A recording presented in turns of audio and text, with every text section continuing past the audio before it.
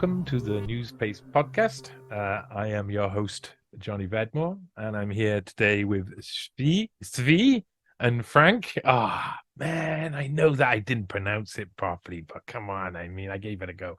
Tzvi? Is that good? It's like a tsetse fly. Tzvi. Tzvi. So Yeah. I got to say basically Chinese, then you're saying. Okay. Yeah. Tzvi. Hello, Tzvi. Yes. It's like nuts. Chinese. It's like nuts. Try to say the t part first. Try to say the end. At the end of exactly. Oh man, no, not to be confused with these nuts. Saying the end of nuts. No, let's not get into nuts at the beginning of this show. And anyway, I think it means deer, doesn't it?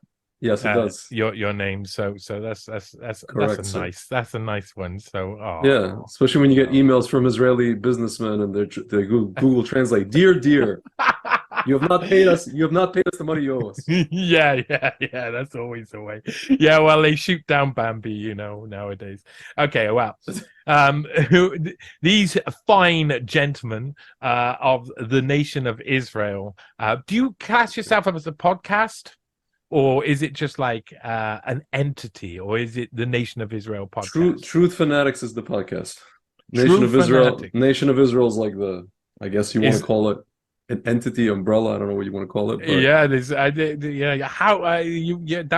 was a sneaky little acquisition to get that name round the place. The Nation of Israel, really. I don't know. Nation of Israel was first, and then it started out Nation of Israel, and then later on. Yeah, right. Okay. Well, you can find the guys on Substack, nationofisrael.substack.com. And we're going to have a conversation today, which is, of course, going to be difficult, weird. It's weird. It's a bit weird for me because, as someone who hasn't grown up as a Jew in a place like Israel or within Jewish communities, I am obviously going to be to a certain extent insensitive about stuff and not realize about stuff. In the same way, I've got a strong left-wing socialist background. My dad was a steel worker. My mum worked in like the NHS and socialist, sort of like washing test tubes in the socialist hospital system. I got very much brought up on the left wing. It was always about free Palestine, stuff like that. I've always seen the underdog as the people to fight for, of course, and that kind of narrative comes out in this story. And of course, what happened less than a week ago was, jaw-dropping. You have your instant reaction. For me, I had my instant reaction to it, and my instant reaction is always that's what happens when an entity like the Israeli government, using a very, very strong army, surround and kind of like occupy a people to the point where they're crushed into an area, that you're bound to see some sort of schism come out of that. But that is very simplistic. I know that is very simplistic because there's loads of nuance to this. And the fact is that I think both sides, it can be said, both sides have an apocalyptic twist to it. There's a religious background there between the two, where they do both believe that there is going to be some form of reckoning at the end. I mean, you guys are obviously very spiritual. You're very knowledgeable about Judaism in general. Me less so, of course. But obviously from the outside, what we see is like a lot of religion and not being able to understand or connect with the passion. I could say connect with the passion. So I don't know. I've thought about this when I was thinking about how to start this. There's no easy way to start a conversation where it's like cross boundaries and cross borders. But you guys seem like both have the ability to communicate, and also don't mind if you say something that someone else may object to, and that's really important for a conversation. So I suppose I'd start off by asking you guys what that was like to find out about what happened. You want to start, Frank? So I was telling you before the show, Johnny, I was in the holiday, and it was like in synagogue in the morning. I guess it was Saturday morning, and there's a break in between the prayers, and I just heard some guy, people getting coffee, and then some guy just started saying how there were soldiers captured. There's rockets. There's a bunch of rockets, a lot of rockets, like so many rockets that even the Iron Dome can't catch them all, and then soldiers are captured. So I'm thinking to myself, okay, so if they captured, let's say, because he said a few, so I'm thinking like 5, 10 maximum. So I'm thinking, okay, here we go. The Israeli government's now gonna let 5,000, 10,000 of these whatever. Frank likes to call them sub chimps. We'll get into that later. Out, and here we go. More terror coming, from those guys, because they go right back to terror. And then over the course of the day, you start getting information from some friends who were using their cell phones on the holiday on Shabbat, because I wasn't on my phone that day, and you just start hearing like bits and pieces of like Auschwitz, or mini Auschwitz, or Babi Yar, or all the rest of it. And immediately, like, I'm the kind of person, like you just mentioned, you feel things, all this stuff. Like, dude, I'm what they call an empath. You probably know what that is. And I could feel stuff from like 6,000 miles away. So I'm feeling like the pain of, and it sounds like cliche. It sounds all kind of romanticized, but a lot of rabbis talk about it. How people feel kind of like the land. I felt the pain of the land, and I felt the pain of people. And I was just like, and it's a happy kind of holiday. People, it's Simchat Torah, so we're supposed to be dancing with the Torah. We're supposed to be drinking the night before. Also there was some drinking going on, and I found myself kind of like, I guess, trying to kind of transcend it, but then every so often my mind goes back. So the whole thing's in the back of my mind, and I'm just like thinking. I didn't even know all the details, but I'm just like thinking about like potential Auschwitz kind of situation. It was really like a crazy dichotomy in my mind and in my heart, because, and then you have like the rabbis saying how like, let's hope everything's okay, and we're going to try to like, be happy, what they call Biba Simcha, despite everything that happened. So just over the course of that day, just like stuff going on, and then like, and it's a 2-day holiday here in America as opposed to 1 day in Israel.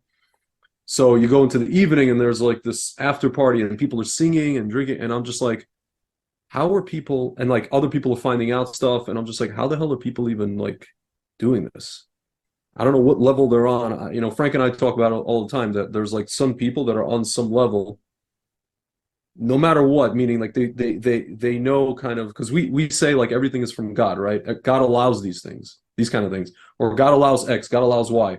And there's like, certain people that are on some level, usually it's like these big rabbis who are just able to kind of just say, there's nothing but God, everything is for the best, literally everything's good, however, good, and that's it. And they could just be singing and right through, they could be on a train to literally a camp and sing on that train. There's those kind of people. I'm not one of those people, and I was just kind of beside myself for the rest of the holiday. And then you come out of it and you find, and then you get, you start kind of getting the news, you turn your phone on, and it's just like, my first reaction was two things. My reaction, two components, two reactions, two thoughts. The first thing was, this is the most fortified border, if not the world, and for sure in Israel. You have about 9 or 10 things that they do down there, to where if a friend of mine said, if a caterpillar farts, there's jeeps on it, right? Mm-hmm. Which means that, again, we'll get into this, but this was straight up either allowed, or you want to use the term inside job. But for sure it was allowed. Who allowed it? We'll get into that. Yeah. The second thing I thought about was like, wow, Israel pulled out of Gaza. And again, we can get into this discussion as well. We pulled out of Gaza, out of a place called Gush Katif in 2005. It was Ariel Sharon, Mr. Right Wing, Mr. Lion of Israel, what they called him, a bunch of people in the Knesset, and also George W. Bush and other entities. We removed Jews from their homes. We were praying that these people were going to make something out of this. We gave them greenhouses, all the rest of it. Nothing but rockets for 18 years. Our government kind of just signing deals with whomever to, block these rockets with Iron Dome for 18 years. The irony is that we pulled religious Jews out of that place. And the people who were attacked were the old-style socialist, secular kibbutzniks who founded the State of Israel, who have been on the warpath against religious Jews. And here's the irony, another kicker, now we have unity between all the groups after having horrible discord to the point of on the brink of civil war right before this. When a guy, a week before that, on Yom Kippur, some guy harassed people praying. So all these thoughts are in my head, and I'm just like, goodness gracious, but then the thing that kind of, was dominating in my mind was that I couldn't let go that this was allowed. This was allowed by our government. I started having all these, I'm like, who could have done this? Well, one theory is, let's say Bibi working with the globalists, they want to have a war. Let's say he's blackmailed, right? Another theory is left-wing generals in the military who want to take this new government, this religious troglodyte government down. Another theory is Bibi himself. He needs a pretext to go in to finally finish the job with Hamas. And I've just kind of been bouncing these things around, obviously, expressing them. People call me conspiracy theorist. People who are, pro-Israel call me conspiracy theorist because if you don't have fealty, towards the government, then I'm against unity. Right now is the time for unity. Right now is not the time for these things. I'm like, when is the time? Right? We're gonna do this afterwards. The government's not gonna do the full investigation. They're gonna do the same thing they did with the vaccines. They're gonna do. We investigated this. We found nothing wrong, or we found here's the culprit. They just Warren Commission, 9/11 Commission. We know how it goes. Yeah. They threw us a bone with this Shabak guy, who came out a couple days later. Oh, it was my fault. Thank you very much. Okay, thank you. It's your fault. And do you care to give us any details about that? How nine forms of security on that border were all down. I had people, Iranians hacked it. Any proof? Can you show me anything? Iranians hacked. Oh, they trained for this for about a year. Okay, I know they trained for about a year, but it doesn't matter. This is not a professional army. These are, you know what I'm saying? These are glorified gang members. Mm-hmm. So those are my thoughts in the beginning, and but then I started looking at all the the graphic scenes and all the rest of it. Listen, man. Again, these are all kind of things of bullet points I'm giving you now, but we can get into in detail. Frank may be better than I can. As far as the Torah is concerned, as far as Judaism is concerned, we have this entity that the Torah talks about called Amalek. Amalek is a nation that attacked the Jewish people in the desert. They had a calling card. The calling card was to attack the vulnerable, to attack the back of the camp, the stragglers. Children, old people, in this case it would be disabled, women, no offense to any ladies watching. And so you're commanded, the Torah, God commands us to kill them. In every generation, it says, in every generation you're going to be faced with them, you have to decimate them. And we actually have a story from the Bible with King Saul, who didn't finish off the king. It was Agag. It was a king of the Amalekite nation, didn't finish him off. We had mercy for them, and we paid a heavy price. And listen, I'm not about people are talking about the people of Gaza, all this other stuff. Listen, this has to be handled. If we're just gonna let this off the hook, we're gonna let this entity, at the very least, the entity to continue, we're gonna get much worse than what we got. You're gonna see. I can't even describe to you what you might see the next time, and there will be a next time. So those are my opening thoughts, I guess you could say, on the topic. Frank, you look like you want to say a lot. Just before Frank comes in, as you said, there was like a dichotomy in your heart and your head. You mean like kind of like the split of the rationale between the two, or do you like so many things going on? You know, the economy was, I was trying to, it was a holiday, and I was trying to really, there's this idea, especially like Chabad, Hasidic Jews are very big on this idea. When something like this is happening, they like to they say it's we should do our best, we should do everything we can to transcend everything and to bring light into the world despite the darkness. We have to bring light into the world, like as it's happening, like literally you should sing in a train car going to Auschwitz, which as completely insane as that sounds. So in my head there was just that dichotomy, and it's something that I never, it's something that never had to kind of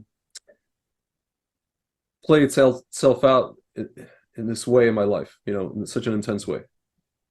Again, we always hear stories of our holy men in Jewish history that literally were able to do this, and we're always like, wow, we don't know how they're able to do this, and we're not of that generation. And now you start to understand that, like, wow, something is thrust upon you, and you have to be in a certain state of mind. You have to put yourself in a state of mind, and it's just like you almost feel guilty. You almost feel guilty celebrating. You almost want, you want to stay home and just kind of be in bed and whatever. This kind of makes me think of a conversation I had on the last podcast with Parallel Mike, who was talking about taking away all the limitations. If you're going to be successful at anything, you've got to delimit your mind, and that is, of course, the spiritual and religious way to get to that action of delimiting and be able to have the confidence that you can go further and get to that higher level. What was your experience, Frank? So I've been thinking about how to bring this perspective to an audience that most likely has never heard or is even familiar with the existence of what we would call the real Jewish perspective. Mm-hmm. Because people think, they look at the Israeli government and they think that represents the Jewish perspective. Yeah. Now, I know what that sounds like. That sounds like something that sounds similar to something where you have these Hasidic Jews who dress up, these morons who wear, the Palestinian keffiyehs and say Judaism isn't Zionism. They're liars. Judaism is Zionism, but nobody knows what actual Zionism is. There's so much layers of shit on top of reality that we have to uncover, and I'm going to try to do it as fast as possible. Okay? People don't even know what... Take your time. I don't mind listening. People don't even know what a Jew is. Now, before I even explain that, let me explain what real Zionism is. So King David was, you could call him the first famous Zionist. He founded the city of Jerusalem, and the mountain, the Temple Mount, that's in Hebrew, Sion. There's that sound again, like his name, Tzvi, Sion. That's where Zion comes from. And it represents the Temple Mount, and it represents God's presence, which is called in Hebrew the Shekhinah, and Christians, I know, they call it the Shekinah, but it represents this presence that God uses to interact with mankind. Okay, and so the desire to be in that presence, and be in Jerusalem, near the Temple Mount, and by extension Israel, that is what Zionism is. It's a religious idea that is synonymous with the Jewish religion and the Jewish soul. Now, as leftists are, commonly do, they take ideas and they co-opt them. They take them for themselves, redefine them, and use these terms And that's a very common thing that leftists have done all throughout history. Now, when I say leftists, I want to clarify what I mean by that. To me, a leftist historically have been the followers of Plato. You know, everybody's heard about that philosopher Plato. You ask somebody, "Oh, you ever heard of Plato?" Yeah, he was a philosopher. You know anything he said? Some Greek stuff, right? That's what you will get. So, and I'm not making fun of those people because I only recently, you know, relatively speaking, in the last 15 years of my life, became familiar with it. I ignored it most of my life. So, for those who may not be familiar, like communism is Platonic. That's Plato's idea of there's been tweaks here and there, but most of history has been, you can define it as followers of Plato trying to establish Plato's republic in one form or another all over the earth. So that's what Alexander the Great was doing when he was trying to spread Hellenism throughout the Greek Empire. That's what he was, Plato's, you know, guy. He was Plato's conqueror, right? That's what it was about. That's what he was trying to do. And then in one form or another throughout history, up until this very day. In fact, it's the followers of Plato who were trying to depopulate the earth, poison the entire world with death shots and all sorts of man-made catastrophes, political and biological and economic. And so people have heard, you know, like there's famous entities that people don't know all fall into this category. Like, you know, the Illuminati, by the way, that they were literally devout followers of Plato and Plato's religion, by the way. I wish people would not only get in touch with or get familiar with Plato's Republic and his views on how the world should be run. I wish people would become familiar with his religious views, because they are absolutely synonymous. They don't understand that the followers of Plato have a very spiritual task in their mind. It's spiritual. It's not good, but it's spiritual. Okay, so that was kind of like I think that was important as a foundation to this, because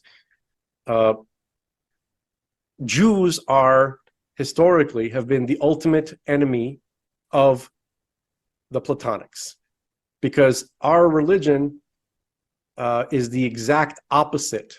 It is literally, like, to them, nothing could be more horrifying. It's the main obstacle to establishing their enlightened republic. Okay, and you know, to really understand this, you don't have to take my word for it. You can, if you study the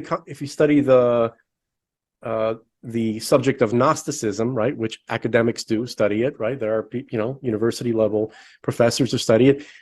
Many of them themselves will say Gnosticism, which is Plato's, essentially these are synonymous terms with Plato, is anti-Judaism. So we have to explain quickly why that is.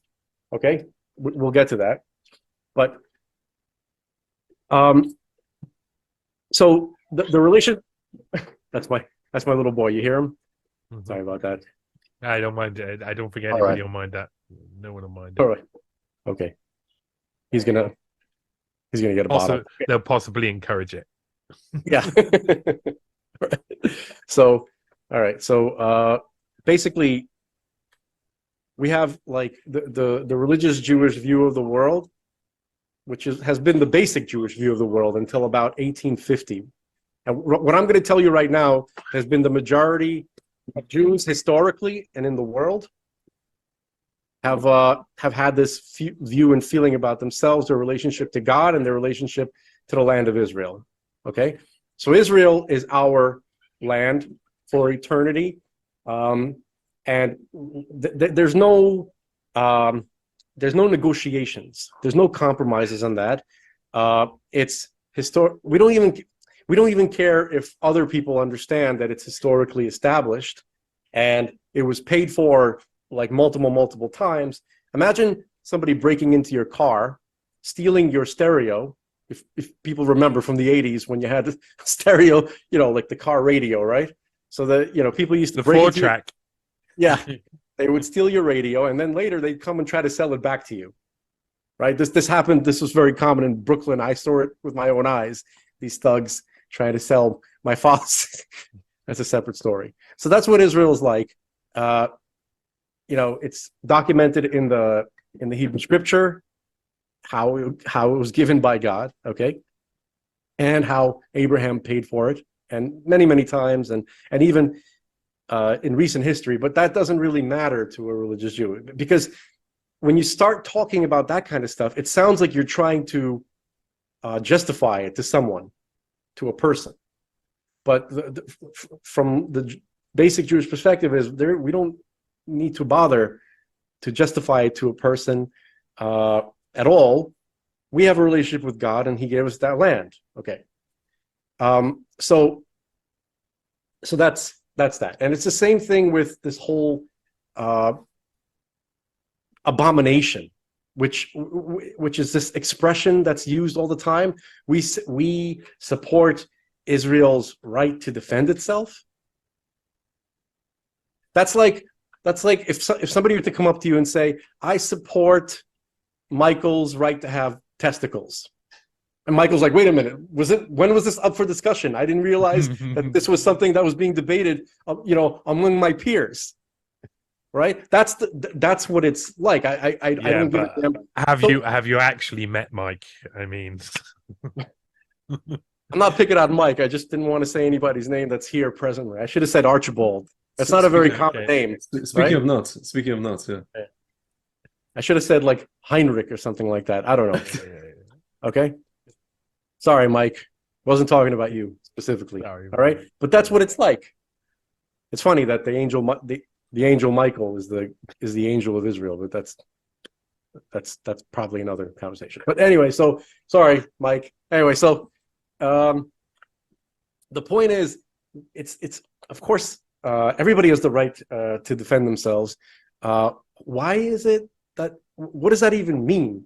Anyway, so the point is that I guess we can't go through all of history. Let's go through the past 300 years very quickly. The past 300 years, there have been waves and waves of Jews from Europe, religious Jews, moving to Israel for religious reasons, establishing farms and villages there for the last 300 years regularly. Okay, it was a completely desolate land, and the only signs of life that you would find would be these villages. Okay, these little tiny. And essentially, for the past 300 years, before the state of Israel was established, essentially you had these religious Hasidic Jews creating the infrastructure. So, according to the Torah, there is a minority view that opposes this, but it's basically irrelevant. But according to the Torah, the Jews are allowed to have a state before the coming of Mashiach, before the king arrives. This is our religious perspective, okay, for those who might not have any familiarity. So, just the basic idea is, the full kingdom of Israel will be reestablished when the Messiah comes. He's going to be a descendant of King David. We'll get into that some other time. But until that time, we are allowed to have a Jewish government in Israel. But it has to be one that is guided by Torah principles, by Torah law. Okay? And what we got was the exact opposite. Okay? So what happened was like this. Those generations of migrations of Jews from mostly from Eastern Europe, but also from some of the Arab countries coming to Israel, living there and establishing settlements, farms or whatever you call that. That word, that's a loaded term now, settlement. Okay? So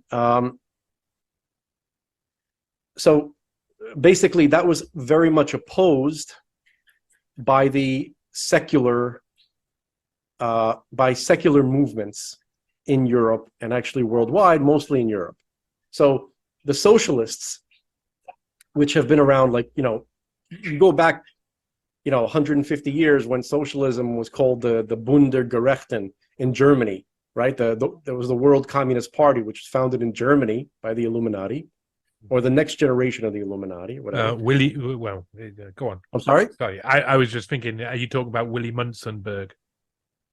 Well, there's 1917 and the oh no, I'm talking about like 18. But early, There was a communist uprising in Austria in 1848. So this goes back to early 1800s, and I think I don't remember when it officially became the World Communist Party, which was founded. That Comintern. That was 1917, and that was Willy Munzenberg. So okay, so I guess like maybe 70 years prior to that, they called it the Boond der Gerechten. Okay, right. Okay. So they established. So they had all sorts of activities where they essentially, they wanted to destroy, as Platonics do. They need to create. There's 3 levels of revolution that they have to create: religious revolution, economic, and then political revolution. Okay. So they established departments to deal with all of those things. So they had in Europe they had departments on creating operatives to destroy the religions of Europe, Christianity and Judaism. So they got, they had specific agents that got to work on destroying Protestants and Catholics, and the Jesuits had a lot to do with destroying Catholicism and stuff like that. I just want to say, Frank, in the Soviet Union, they had this thing called Yevsektia, which was the Jewish Jewish section, which basically it was actually a bunch of guys with Jewish last names walking around, basically shutting down any Jewish life, any synagogues, anything to do with religion. Yeah, because there was around that time there was pogroms, wasn't there, that pushed lots of Russian Jews out of Russia and into. That's something else. He's talking about something else. I'm talking about when Lenin got kicking. Right. Okay. And Jews were. Again, this goes back to, this is an entity we can talk about, also called the Erev Rav, which I think we mentioned last time, and these guys actually help, like to help our enemies, like Hamas and other people. So because they're Platonics. The next holiday coming, Hanukkah, is literally about religious Jews fighting. It was a civil war primarily in Israel between Jews who keep the traditional faith and those who wanted to bring Hellenism and establish it as the main way of life, because there's always been a section, we call those people the Erev Rav, and we've been having a civil war even before Hanukkah, but Hanukkah was like one of the highlights, it was of this conflict. Okay, so the communists in the 1800s, they established these breakaway cults in order to take religious Jews and to pull them away from their religious hogwash, gradually. So they had 2 approaches. One of them was called Reformed Judaism, and the founders of these of Reformed Judaism were literally Bundegerechten agents, and they were actually funded by Illuminati and the financiers behind the Illuminati, which were actually the Prussian royalty. They're the ones who were funding the whole project. Okay, and so they found Jewish guys who were of similar, who liked Platonic philosophy, so they wanted to, they had similar agendas. So they started working with these Jewish guys, and that's what we call the Haskalah movement in Europe, Central Europe, and in Eastern Europe, to specifically to remove Jews from their traditional mindset. Okay, so that they would be better. This really, if you want to understand this discussion, it's funny. I was just going to say it's interesting how during this time there is a lot of different efforts from different angles to remove traditional values from people. It's something that's continued and morphed over time, but it was definitely something that in my research I've seen during the 1800s, especially, where there was Nietzsche and stuff helped push people into this idea where you could start to separate ideology away from religion. You just there is no God anymore. Time. That's where we were going. Well, sorry, go on. No, that's fine. Essentially, it was motivated by just they have another religion that they felt was better. It wasn't removing religion. It was removing people from the wrong religion, according to them. That's really what it was. But so basically, and they tried to do this to everyone. They attacked Christians. They had people who were who were involved in that, and then they had a Jewish section that dealt with the Jews. They had a lot of problems in Eastern Europe, and that's kind of created this like funny kind of hatred between German Jews. Sorry, my beard's malfunctioning. Anyway, so that's essentially what was going on, briefly. But if you want to understand this discussion, you got to read Voltaire, and was it Mirabeau, the Jacobins, people who were involved in the French Revolution. Brutal. If you want brutal, there's some brutal stuff going on there. Yeah. So essentially, you could find the origins of the communists and the National Socialists in the Jacobins, because everybody had some interest in the Jews. Okay. And so one side. Well, that's also the first time that the word terrorist started to be used as well, which is quite. That's right. That's right. And it was. Can I just say one thing on a simple level at that time? Besides what you're saying, Frank, in terms of the Boond, I think a lot of Jews got sucked into these ideologies and away from religion because they got it into their heads that, we have this thing called the emancipation. Jews are allowed in the cities. They're allowed in society. They're allowed in. This is 1800s now, or maybe even late 17. They were allowed in universities. Then you have the Enlightenment. So how are we going to solve this anti-Semitism problem? We're just going to join society. We're gonna blend in.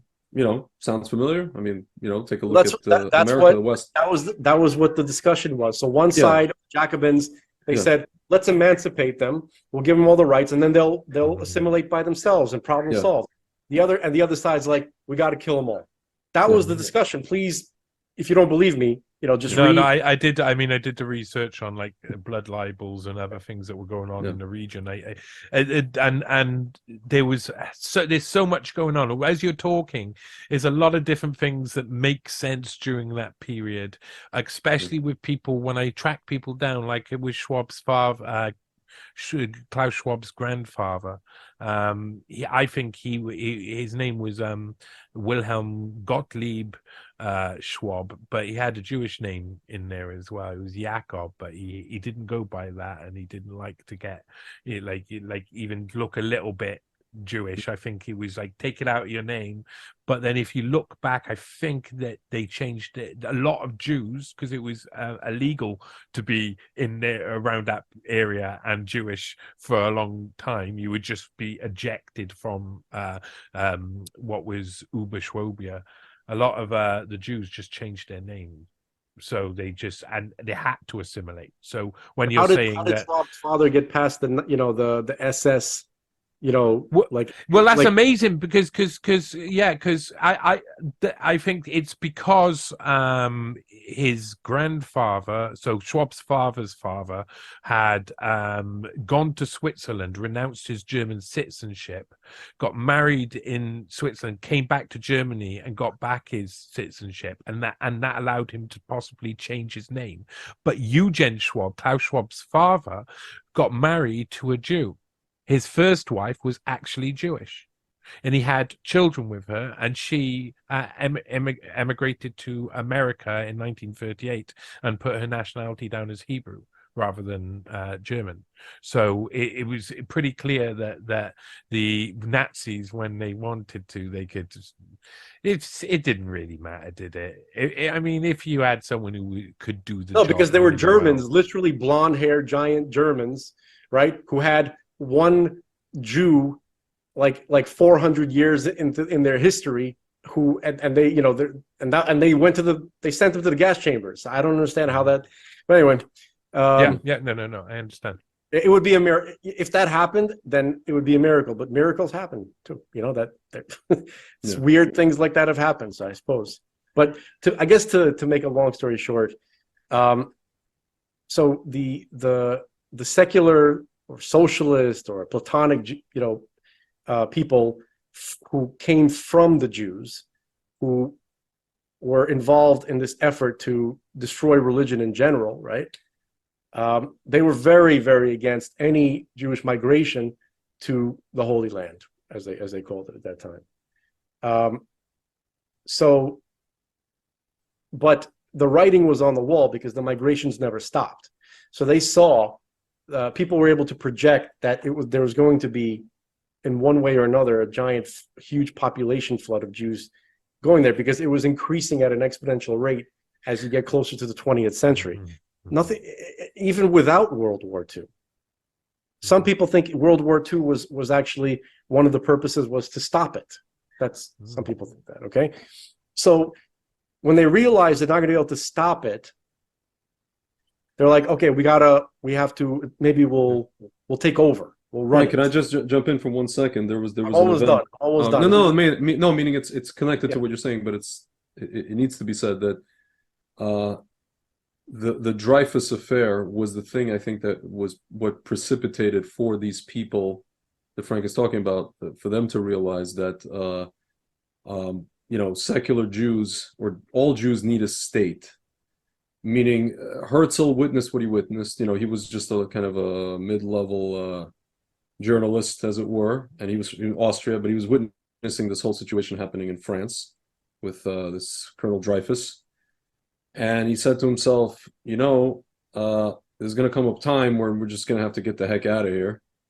The guy himself was Herzl. Many people don't talk about this, especially in the kind of pro-Israel circles.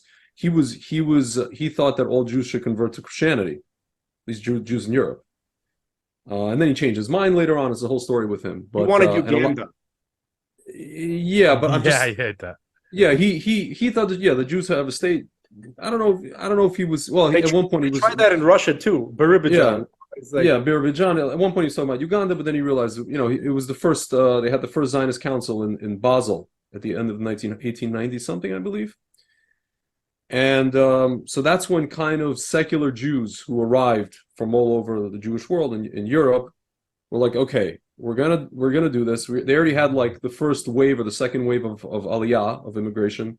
They saw that there was already infrastructure. They saw that there were towns built up, Petach Tikva, Rishon LeZion, all these towns from mid-1800s, 1840, right? Hasidic Jews built Petach Tikva in 1840, 1850. And like, okay, so we're gonna go there. We're gonna run stuff because these guys clearly, they're just like these schleppy people with their farms and their religion and their superstition, and we're gonna be the ones to run it because we know how to run stuff. We're the intellectuals. Well, I think that's some of the BS that they were peddling, but the reality, of course, the idea of the enemy of Platonics actually establishing a successful state and realizing some sort of like religious prophecy, they had to stop that at all costs. Yeah. So essentially, they're like, we're going to, if we can't stop it, if we can't stop the people showing up there, we gotta take over and interfere with it as much as possible. Well, the British did a load of that, like right all the way up through to through World War II and a little bit afterwards before they just. There was a lot of there were many parties who were trying to do all sorts of things, but in some way they're all related in that mission. For that particular little tiny piece of land in that region. So basically, that's what they were trying to do. That's obviously why they got the blessing from Stalin during the UN vote about establishment, right? Because they thought, hey, maybe we can make a socialist utopia in the place that's the most anti-social. What a trophy that would be for the Platonics to establish their utopia in the place where their greatest enemy. Do you understand what I'm saying? Like the contrast, it would be like a great psychological victory. Yeah, psychological propaganda for sure. Yeah, right. So it would be a great trophy. So they tried to do that. And again, religious Jews, they were just living on the land, and essentially they don't give a damn about. They only care about their relationship to God, living on the land, and doing the commandments related to the land. That was like the whole point of it. Okay. And we weren't really getting a chance to have a government based on Torah. Okay, so essentially they realized, when I say they, I'm talking about what really is a foreign entity to the Jews, who have been the political class of Israel since its inception. Okay, so you're talking about people like Nahum Goldman and Shane Wiseman and people like that, the people who created the original. If I could just jump in regular Jews were not allowed, or still not allowed, anywhere near the political class. The only one who ever came near possibly it was Meir Kahane. They killed him. He got so close that they got so scared that they just basically assassinated him. Okay. Yeah. So Frank, if I can mention for 1 second, I really need to wrap this up. Okay. I want to. Okay. Man. Why are you guys fighting? All right.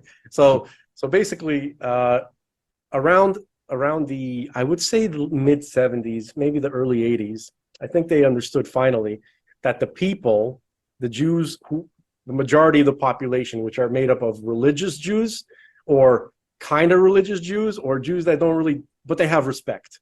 They still, they'll come over for Shabbat meal. They believe in God. They'll go to a disco, but they'll sit at Shabbat dinner with their rabbi father. But they still have respect. They're not enemies of it. So that's who the Israeli population is. And then you have the political class. These are two entirely separate entities. The political class of Israel belongs in Basel, in Geneva. That's where they're from. Yeah. The Jews are from Israel. I feel that if we actually put that filter upon most countries, we'd get the same sort of we'd be able to see the same thing. The political class is so separate, and is like it all seems to be post World War II, like quick capture of the political class as well. There was a lot of people who realized, okay, we can change it now, we take over now, and this is a time. And then from that point on, they've been in control, and they've kept that separation final, so that the Jacobin sort of stuff doesn't happen one day. Yeah, I think the political class, certainly of what we would call the Western civilized world, have been taken over largely by, let's call them the Jacobins. They always have a different name every generation, right? Now they're the globalists, right? In the 1700s, they were the Jacobins in France. They were, and so on and so forth. Okay, so essentially, if Israel, if the Jews of Israel ever wanted or ever truly decided that they're going to have a country, a functioning country with peace, they need to round up the entire political class and dump them in the middle of the ocean. Then they talk to the generals who we have, the military men who we have, and say, do what you need to do to ensure the security of our people, okay, and get the hell out of their way. End of story. Then all that conflict ends immediately, because people understand that when a country is serious about the safety, and it actually loves and cares for their own people, they take care of their people. So we don't have that anymore anywhere. We certainly don't have it in America. The Brits, I don't know what the hell, they sold you guys a long, long time ago. And so this is a worldwide kind of phenomena. And by the way, that's what the delay is in finishing off Hamas, because the political class of Israel, they don't give a damn about the Jews, and they don't want to finish Hamas because they need Hamas for their political machinations. Yeah, perpetual political machinations. Like, at least that's it. That's the best way.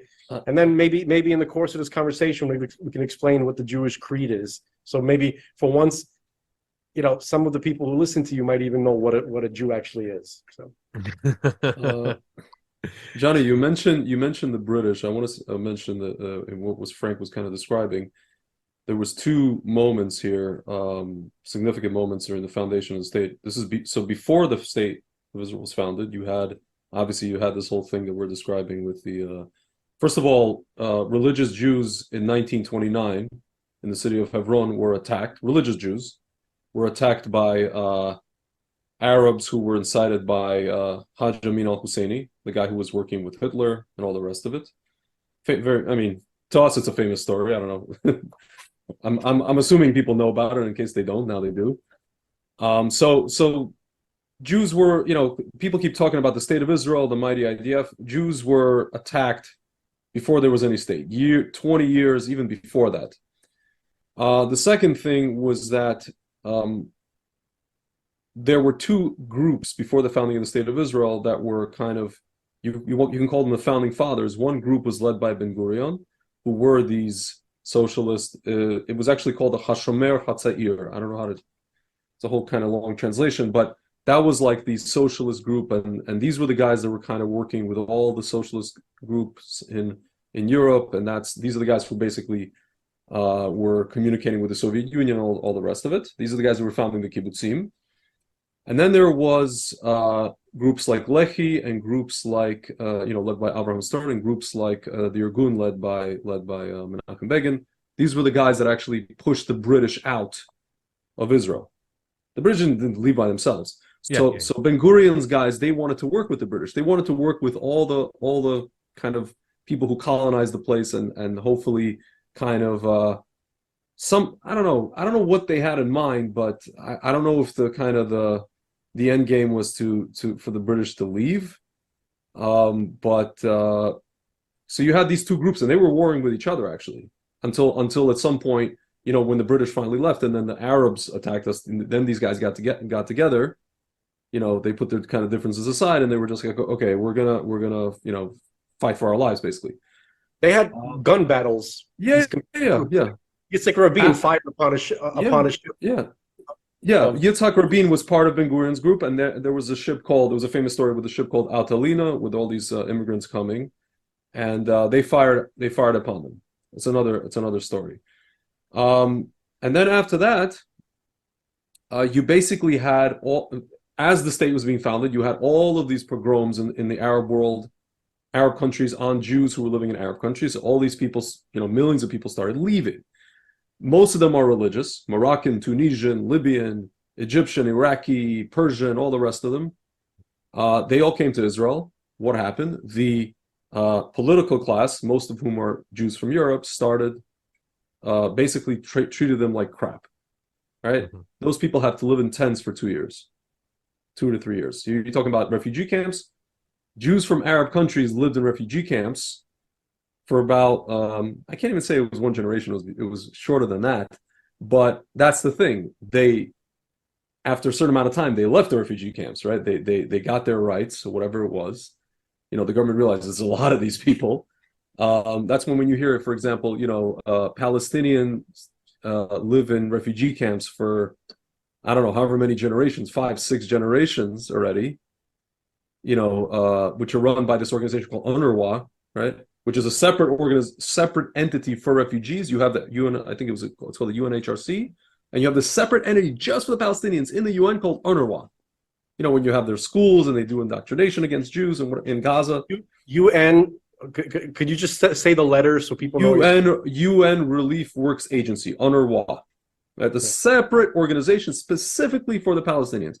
So in Palestinian Society, not all Palestinians, like let's say you go to the West Bank, Judea and Samaria, not all of them are living in refugee camps. There's some of them, they even have a kind of a split in their society where you have the ghetto Palestinians live in refugee camps who are deliberately kept there. And then you have people with their own houses, beautiful towns.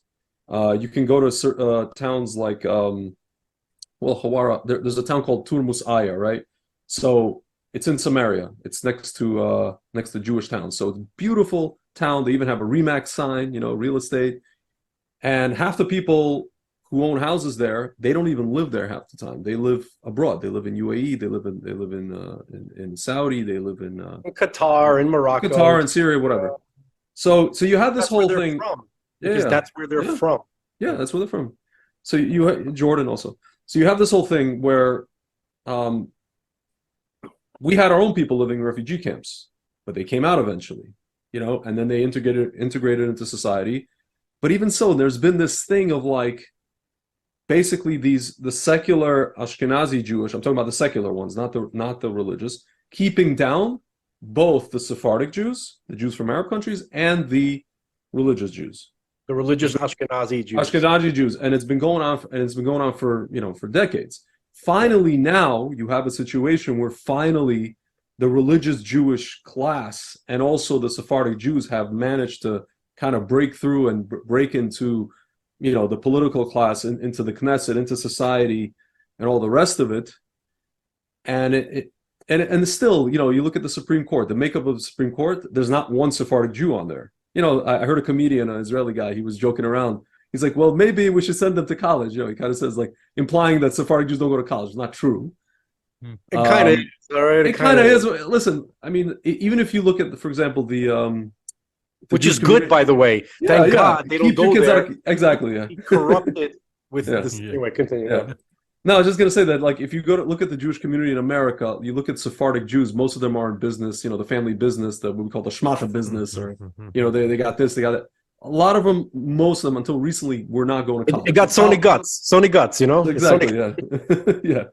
Yeah, they're selling you a cell phone with HBO, all the rest of it. So it's Toshiba, got Sony guts. Yeah. It just make I did one article about that was about a murder of a Sephardic Jew in London in the 40s called Stanley Setti, and they found his torso, his head, and his body chopped up and thrown out of a plane, and it is quite an amazing story.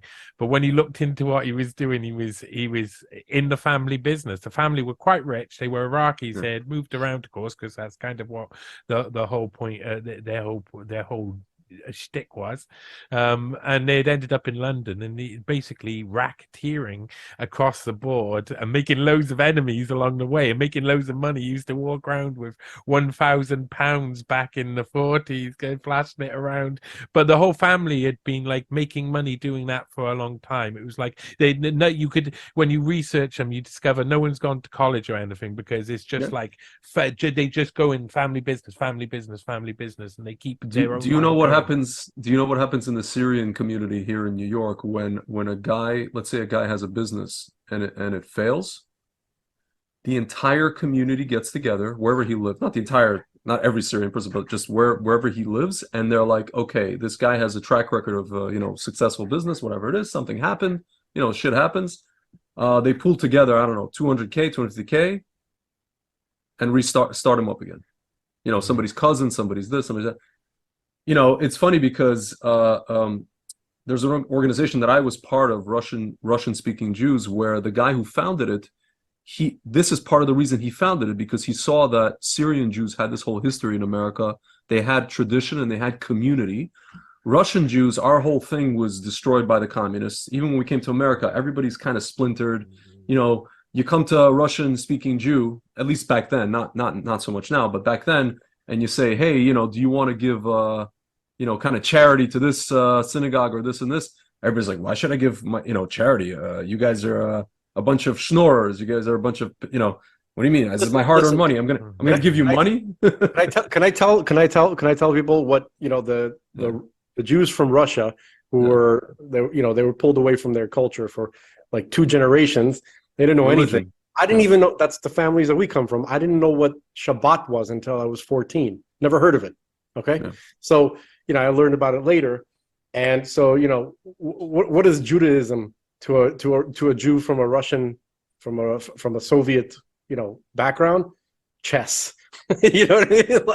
Like Yiddish theater and chess, and your grandma speaking Yiddish. That's about it. This is really interesting, because I did a load of when I was helping with the research for One Nation Under Blackmail, I did a load of research about all the different groups that Les Wexner was trying to get involved with, and it was loads of American Jewish, usually Russian Jew, usually Ashkenazi, societies, organizations, groups that they'd seen what had happened in World War II and said, okay, we need to make sure we're organized in the future. And so that makes it, I think, easier to see that political class rise to the top and then fundamentally be in control of everything, and allows for certain corruption all throughout the board.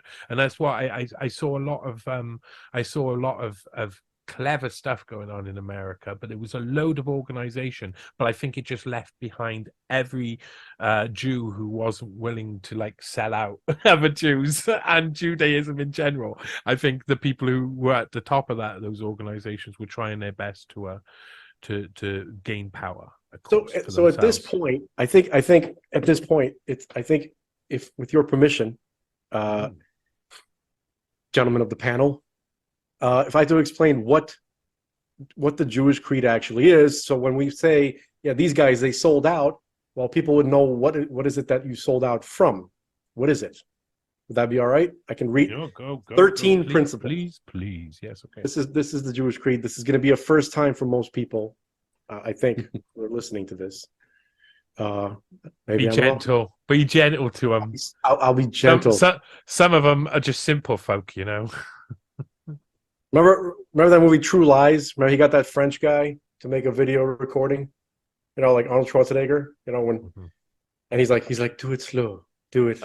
I can't believe your True Lies reference. We got a lot of these, man. I just saw that. I just Classic. I saw it in the cinema. We usually play the clip right about now on our show. Yeah. For the folks at home. Yeah. I wouldn't play the scene where she dances. I'd play the scene where the guy's recording it for him, you know, like the French guy. He has like a sexy voice, but he's all like fat and hairy. The best scene we always talk about is when the Arab guy just yells out, Sharmuta. Sharmuta. Oh, yeah, that is hilarious. Remember when he slapped Tia Carrera? He's like, Sharmuta, flirting like a whore. You know? Anyway, here's the, you know, let's push that to the side. Let's talk I think he's an English actor as well. He is. He's a British actor. Yeah. He's an Indian. I believe he's an Indian. Yeah. We were just talking about in Delta Force how the Arab guy was played by an American guy. Listen, we're getting off course. Anyway. Go on. All right, here we go. Go with the important stuff. That's what we do here. That's what we do here. We get off course. We get off course. We're chronic. Get off course, guys. ADD riddled millennials. Anyway, so here we are. This is the traditional Jewish creed. It's been ongoing for about 3,337 years now. And the majority of the Jews historically have held to this creed, even if they weren't observant. If you ask them what is the Jewish creed, this is what they would say. And essentially, now it's not like that because of World War II, where 95% of the Torah institutions worldwide were wiped out. Not playing victim here, just stating a fact.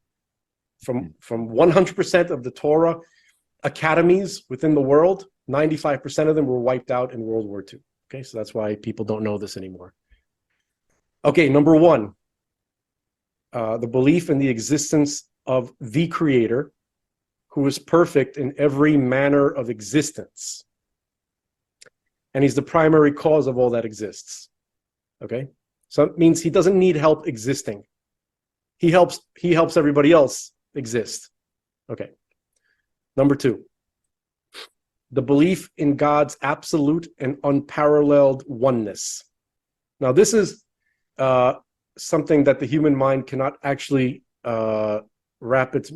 we cannot understand this, because when we say, let's say, unity, right? You see different parts coming together and we're acting as one. But we cannot imagine an absolutely simple unity with no moving parts and whatsoever, an absolute unity. And I don't think it's possible for the human mind to picture that. But that's the second principle, the belief in God's absolute and unparalleled unity, oneness. Okay, number three, the belief in God's non-corporeality, nor that he will be affected by any physical occurrences such as movement or rest or dwelling. Okay. Number four, the belief in God's eternity, which means he had no beginning and has no end. Okay, as opposed to human souls which he created, which are eternal, but they did have a beginning. So he had no beginning.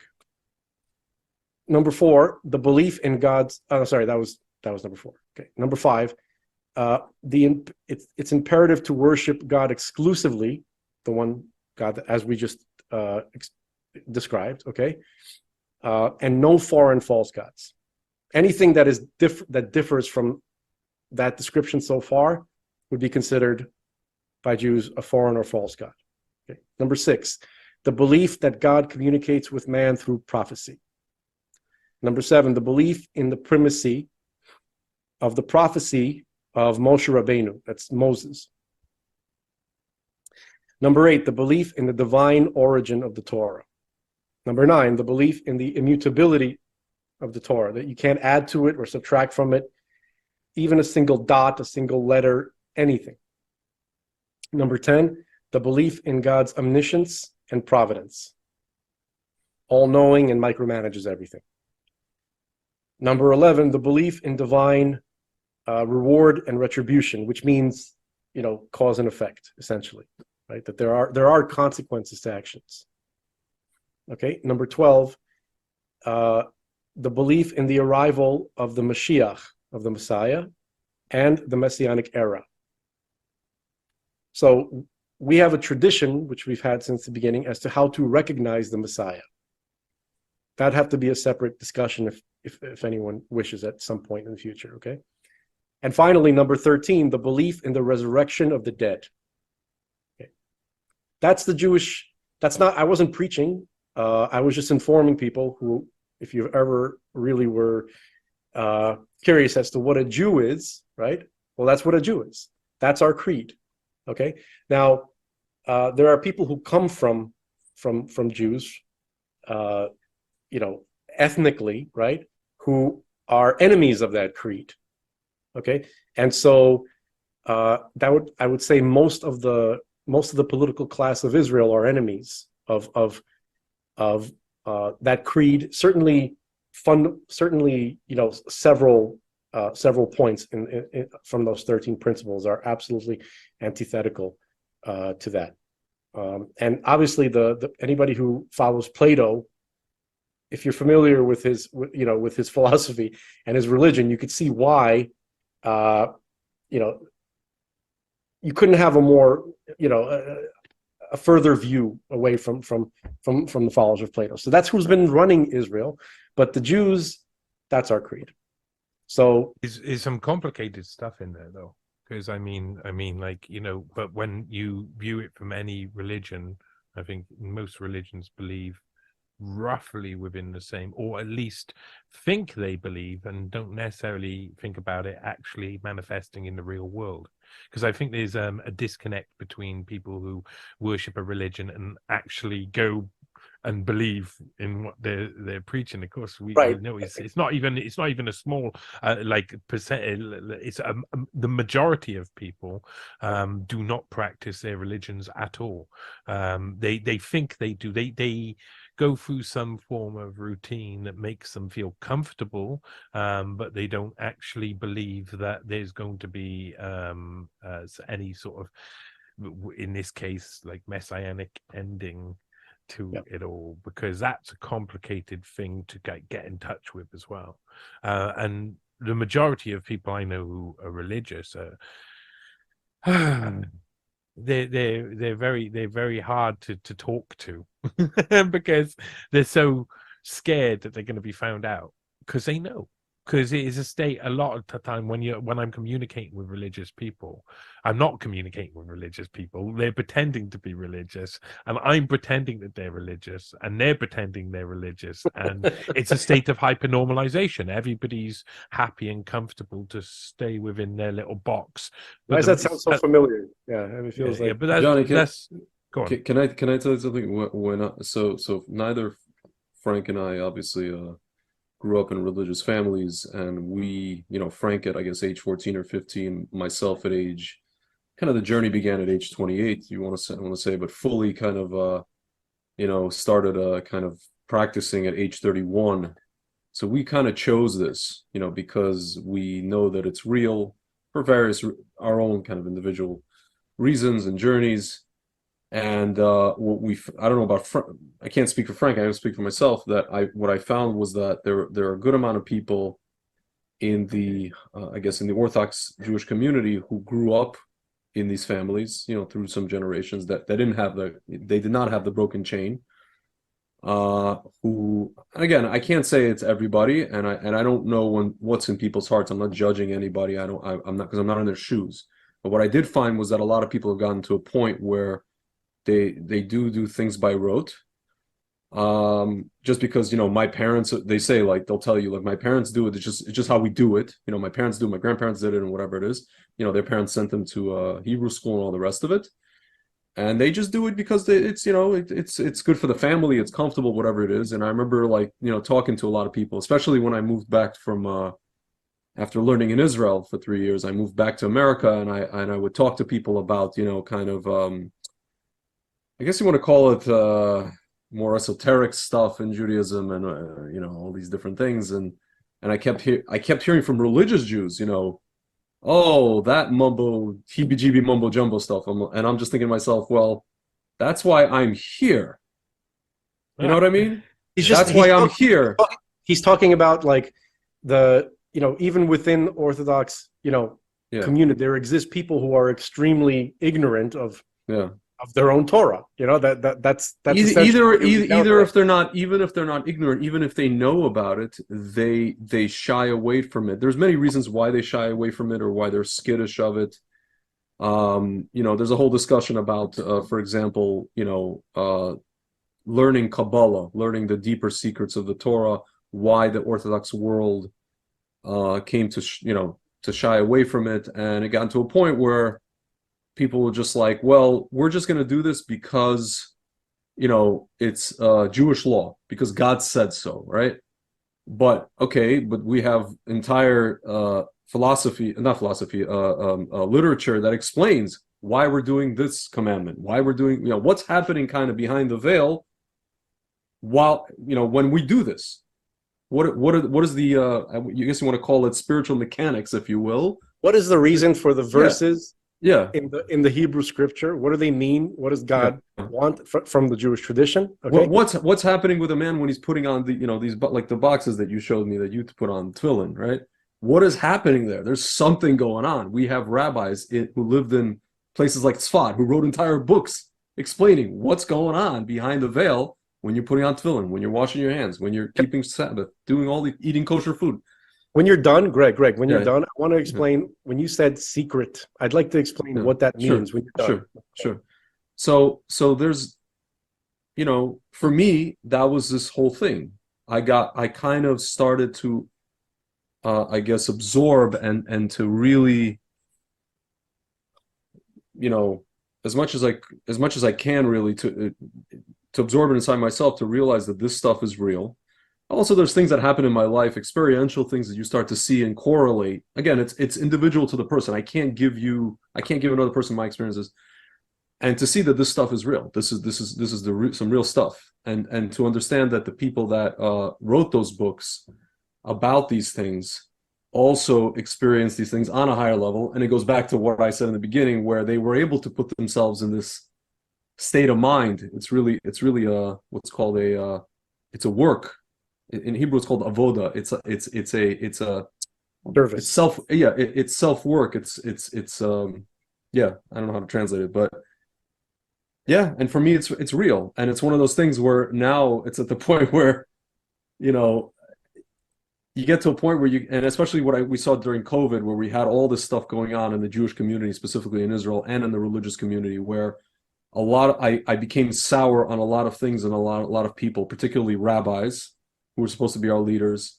And then I started revamping my relationship with the community, to where I was like, well, I don't even know if I want to be part of necessarily any organized community, but this stuff is still real to me. So how do I reconcile the two? I got to a point where I want to leave, but I can't leave because of what I know. Again, it's like the red pill. You can't, that's it. I left them. Yeah. The problem that you were having is that when these organizations, ultimately, they always begin to, again, sell out the principles, right? They stopped representing what they were supposed to represent. They sold out to people, and, they just did it a little bit clandestinely. Okay. Yeah. So, but the community is still the same, but those organizations, just flick them away. That's what needs to happen. So, I just wanted to just address quickly. We just read the 13 principles. I'd like to just for a moment say what they did not include. They did not include force people to convert or kill them. It did not include harass people until they just get so sick of it that they just say, okay, fine. It didn't. That doesn't exist. Okay, so that's a very, very important, I think, distinction. Okay, that I think people should think about that. And he mentioned the word Kabbalah, which has been completely, people when they hear that word, they think something that is completely. They think of Madonna. They think of Madonna. They think Right, Madonna. that is They think and water And that's another level of shit. and red strings. Layers of crap piled upon the truth. So just to explain, what we call Kabbalah, first of all, the word Kabbalah means reception, to receive. You know, like when you receive a radio signal, that's what it means, to receive. Okay. So also, it's part of the Torah. It's not a controversial part of the Torah. It explains, for those who want to delve into it, you know, the what we call the deeper reasons for the commandments and God's motivations according to the Torah. Okay, as to why is he doing this? Why is he creating the world? You know, and for those who really want to delve into it, and this is how religious Jews would try to become more observant, to keep the commandments. It's supposed to help you keep the commandments even stricter and with more love and with more dedication. And it's not supposed to push you away from it. So the Kabbalah that most people have heard of in the news is completely nothing like real Torah Kabbalah. Why is it a secret? So there's a book right here. It says the Tanya. So this was a big secret. This was the deepest part of the Kabbalah, and then it was finally written down. It was forbidden to even be written down. It was forbidden to be published, really. I mean, there are manuscripts of the knowledge inside of that, but why was it forbidden to be written down? If you read it, and I encourage everybody to read it, just out of curiosity, because when I heard secrets, I'm thinking, is this going to teach me how to shoot lightning out of my fingers? Is it going to teach me how to fly, how to take over the world? Like, what is, you know, you get excited about it. Am I going to become a Jedi Knight? You know, am I going to be able to like levitate and like telekinesis? You know, when I was a little kid, that's what I thought when people said Kabbalistic secrets. Ooh. And then when I read that, I was extremely disappointed. Because all it does is it tells you more about God and the stuff that he likes and doesn't like according to the Torah. Mm-hmm. And you get very, very disappointed if that's not your intent. If they should say to you, hey, you want to learn more about God and his likes and dislikes and how to get closer to him? Not really. You know, maybe that book's not for you. You know, that's kind of so why did they call it a secret? Because, well, it has to do with intimacy. Okay, so the relationship, ideally, according to the Torah, between God and really humanity, is supposed to be a very, very close relationship. It's supposed to be the most intimate relationship in a person's life, and every human relationship that we know of, right, husband and wife, you know, mother, father. So all of those different relationships that you have in your life are there just to give you a little bit of a hint as to the nature of your relationship between the human being and God. Okay, so, and it's very, very intimate, and obviously sexuality is, you know, again, we say God is reality. It actually says that in the Hebrew scripture. Adonai Elohechem emet. The word emet means reality. It's a statement in the Torah. God is reality.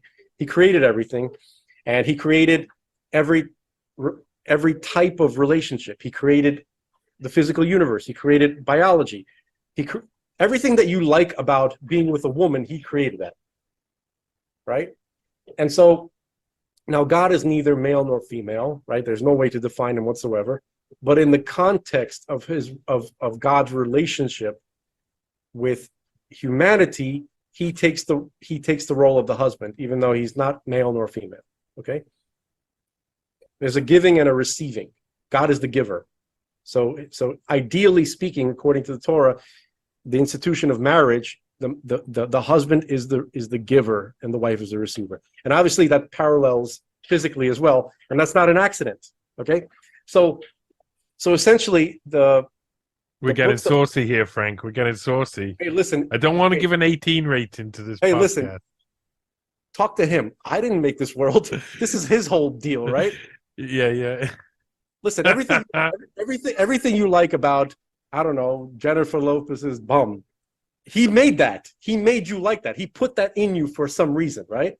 Listen, He it's made just me about, like a butt surgery. That's amazing. he put it. Listen, I've been out of I don't know who the latest version of Jennifer Lopez is. Whatever, Yeah, you know? Jennifer Lopez Kim is pretty Kardashian. but still, she's still looking good. She's still. What is she, like 70? She's 50, probably collecting 55, Social yeah. Security, but she's Yeah. collecting Social Security by now, Jennifer Lopez. I'm just realizing, okay? Yes. So she's probably about in her late 90s, okay? But whatever version of her that is currently, and if you like that, what do you think you created that? Like, I'm listening, anybody listening right now, whatever you like about whatever you like, about whoever you like, you think that came from you? You think you invented that?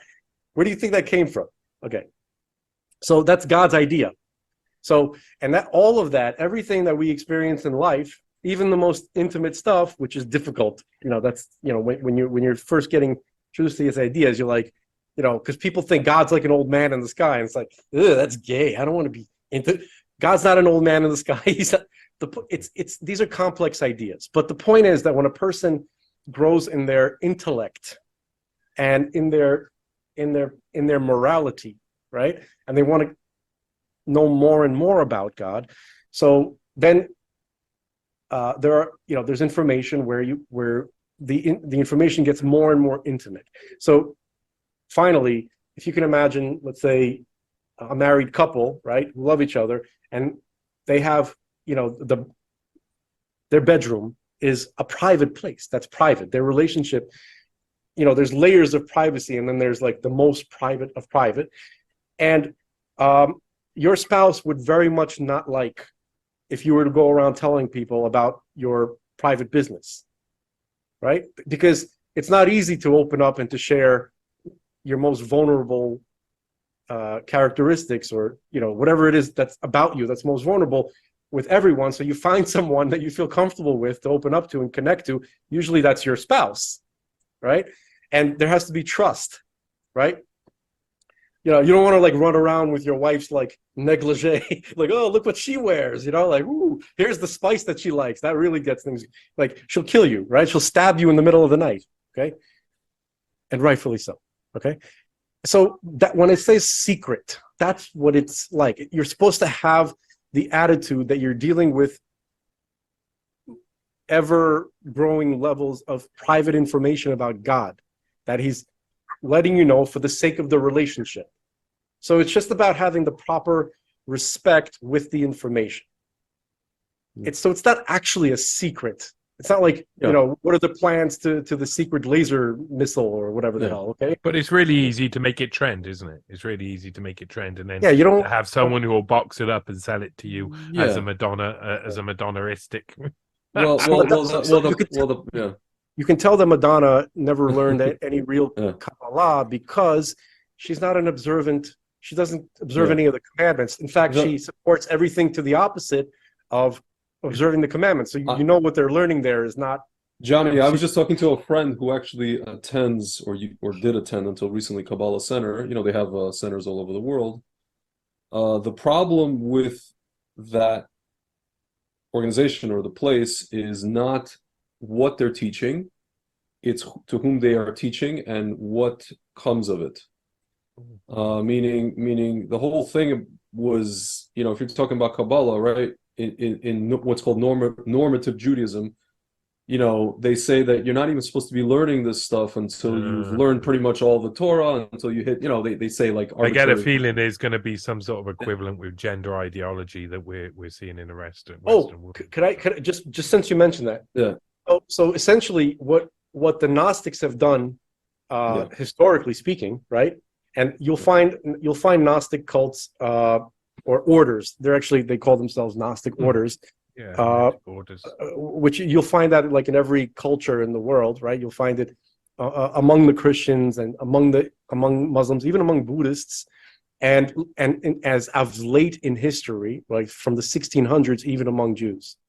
That was probably the most recent of the Gnostic cults developed in the 1600s, and unfortunately, it was a breakaway cult, which was founded by somebody called Shabbatai Tzvi. Okay, so, but essentially they're all the same, right? They all essentially, like, people might have heard of Rosicrucianism, some forms of Freemasonry. It's not fair to say that all Freemasons are these Gnostic pricks. Most Freemasons, especially the type of lodges that we had in America when America got started, they were basically Christians. They were just like regular Christians, but were infiltrated by what they called Illuminati at the time. Just a note for people who are listening. If you go back to Bruno Dharma, I had a guy called Bruno Dharma come in who talked about different branches of Gnosticism and his own research into it, and it's very much like he was skirting along ideas of Buddhism and other stuff, but then found himself investigating all of these other. So Gnosticism is all about gaining the knowledge of everything, isn't it? And then and where you sit in it.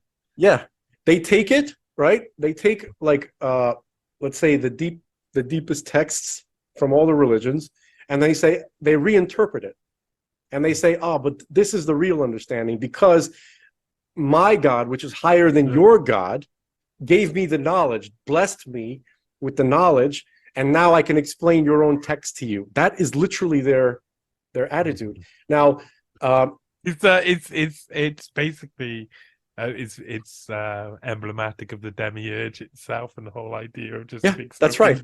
I don't really give a damn about anything. Let's get it all going on for whatever benefits me. Yeah, right. Absolutely. So the Gnostics have borrowed greatly from Kabbalistic literature, and then essentially flipped it on its head.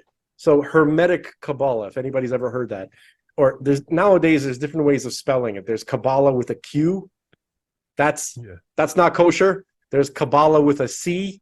That's something that's related to Christianity in some way. And it's funny, like how that developed. But generally, when I've listened to some of the rantings. There's some heavy people out there, man. Heavy people. Yes.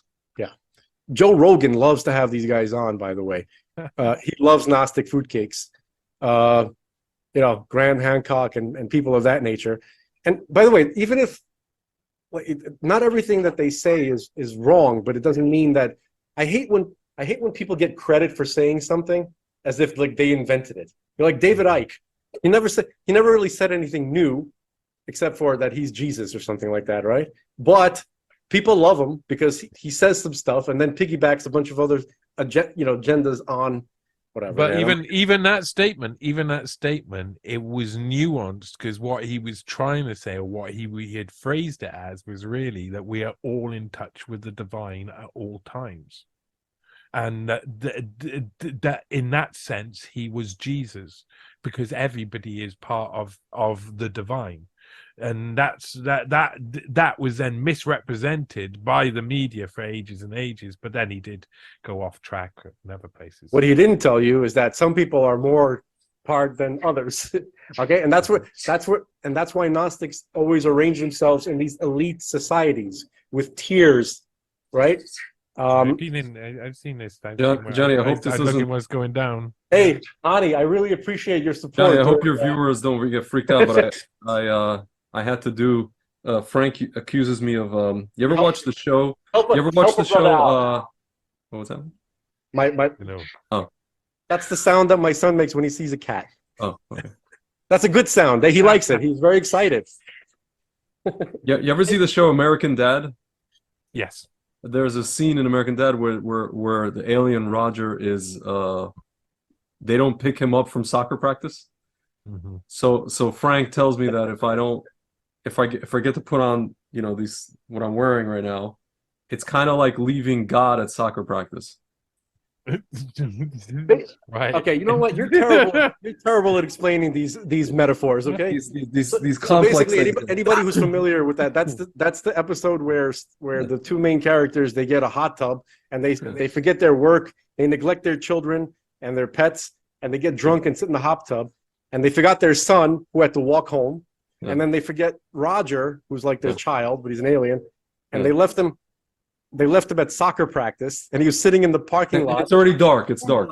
Alone in the moonlight at the soccer field, right? He's looking all sad and rejected. Yeah. So I was trying to guilt him with that. But anyway. Do you want to explain to people who have no Give him a idea what bottle. you were Give him a putting on bottle. there? This is something called, it's interesting that the Hebrew word for this is tefillin. There's only one word, meaning the English translation for tefillin is phylacteries, and that word in English, or I guess Greek, is only referring to one object on earth, which is this. Hmm. It doesn't refer to anything else. It's phylacteries. It's the Greeks, I guess, or Jews living in Greece decided to name this thing phylacteries. Inside are scrolls that where you have written certain verses from the Torah that refer to the the Exodus of, I guess, the Exodus of Egypt, if I'm not mistaken. What we say in something. It's part of what is written inside the boxes, Yeah. right? The one that he wears on the arm has one compartment with a scroll that's similar to this, that has 4 different sections of this Hebrew scripture itself, mostly from Deuteronomy. Yeah.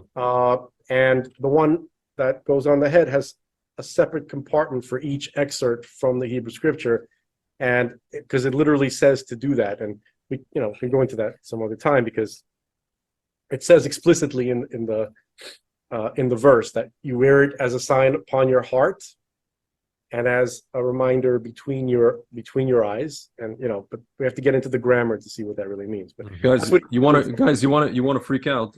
2 houses that they found in these attacks that were everything was burned inside.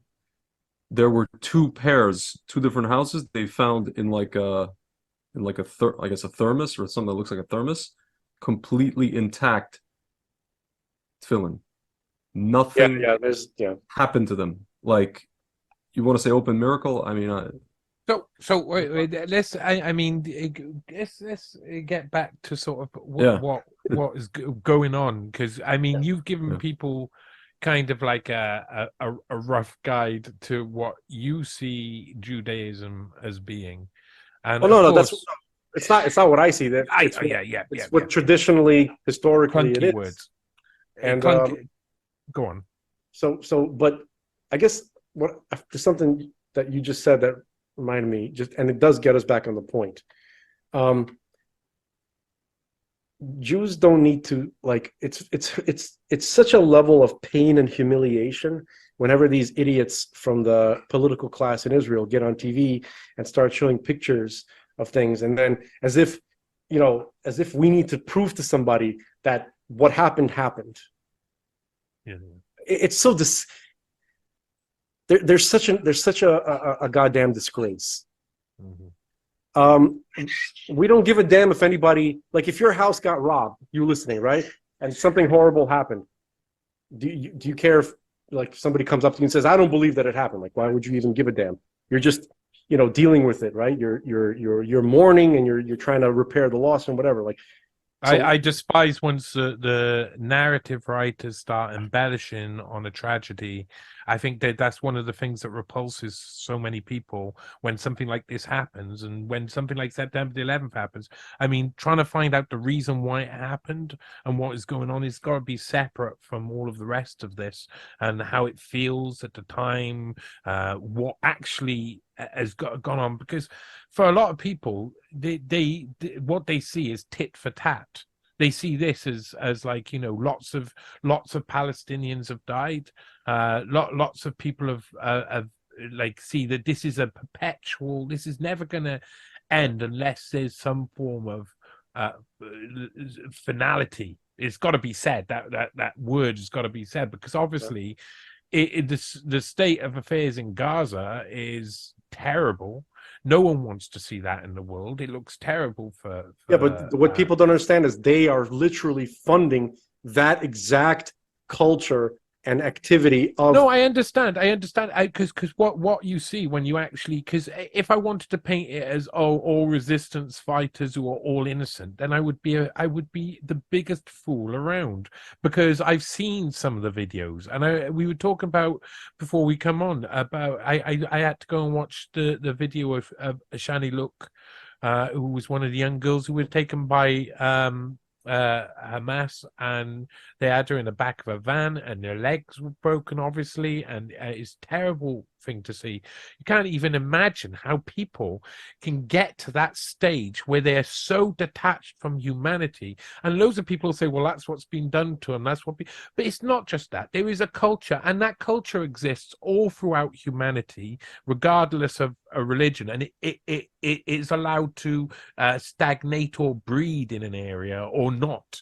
And so I can, there's always, Hamas is obviously one of the worst things that you can imagine about, like, running a place like Gaza, like an organization like Hamas, but trying to understand where they come from and why they've got so much power then makes it all so much difficult to work out where you go with Gaza and what happens, because at the end of the day, this is going to keep reoccurring. Things like this are going to keep reoccurring unless there is something done. There has to be something done. Well, Johnny, can I tell you something? When this thing happened, and I brought up the very important piece of history, how we got to this point. I said to my Jewish friends, and a lot of people agreed with me, and then there was a few people religious Jews even, who got upset with me, and I said, in 2005,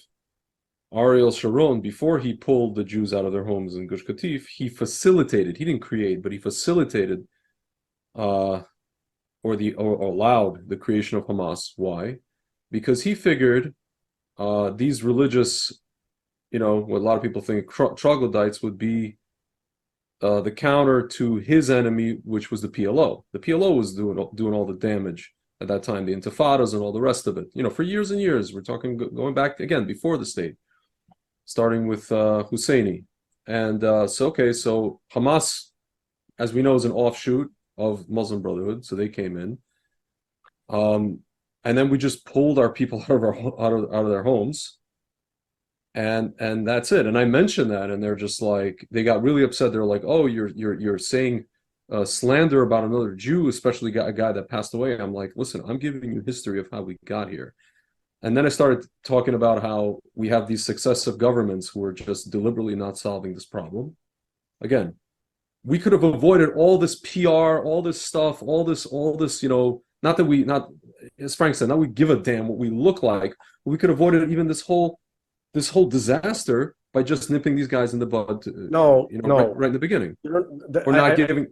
I disagree because Sharon, look, you're entitled to your opinion, but Sharon is just the lapdog of again that political political class who gave him the order in order to set up this exact situation. He was also in being order blackmailed to start World War III. Do you understand? Jews in Israel want to wipe out Hamas and rid themselves of these orcs. Jews, yes. Wait a minute. Hold on a second. We don't want Jews to have nothing to do to. We don't want to be pawns of the military-industrial complex run by fucking Nazis who want to start World War III for multiple reasons, and certainly to wipe out huge portions of the population. It's part of their plan, and they've said as much. So that's why Ariel Sharon did this. Okay, I'm sorry.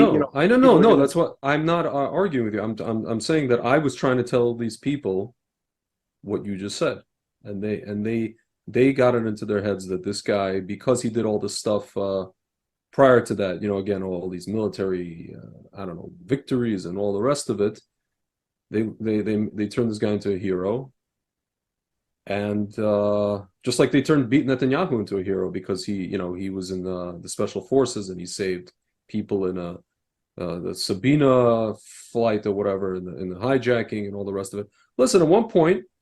Listen, I've told this to Frank. This is my opinion. At one point, these guys probably cared about their people.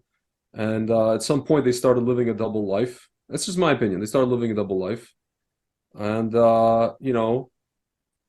You know, it's funny. We always say Netanyahu lives in Caesarea. You might as well live in a town called Hitleria.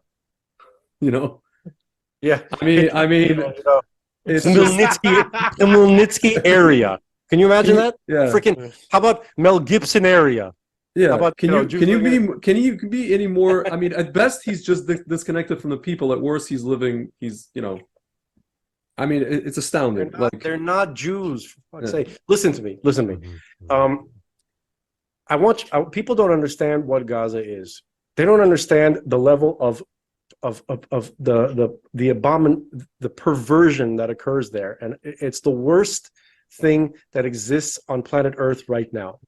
And you know, for those who know the story a little bit about like Lord of the Rings, right? There's a lot of great metaphors to understand there because do you have any familiarity with Lord of the Rings? Yeah. I'm British. Yeah. No, I mean, listen. I'm not calling you a hobbit because you're British. You know what I'm saying? No. I'm saying. Are you from the Shire? I don't know. Yeah. Can we perpetuate in the a stereotype? sense.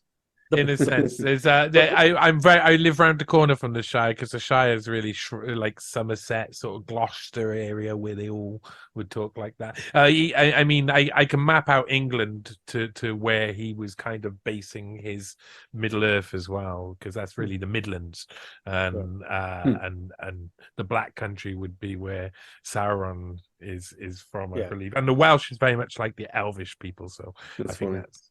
Yeah, and etc. So he took little bits out of it. Go on. Sorry. The Welsh are enormously beautiful, like Catherine Zeta-Jones. I know. Right. Some of them are enormous and beautiful as well.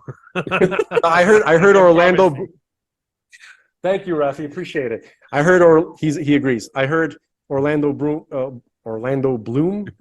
described the elves as they're all enormously beautiful. Anyway, so but. Basically, if those familiar with the story, what are the origin of the orcs, right? So you have the creator of that story, right? He's like parallel to God, right? And he created the elves and men, right? And he adopted dwarves, right? So they are also considered his children, right? But orcs, where do the orcs come from? So I was researching this a little bit, and there's like an evolution of thought in terms of, you know, what their origin is, right, from Tolkien.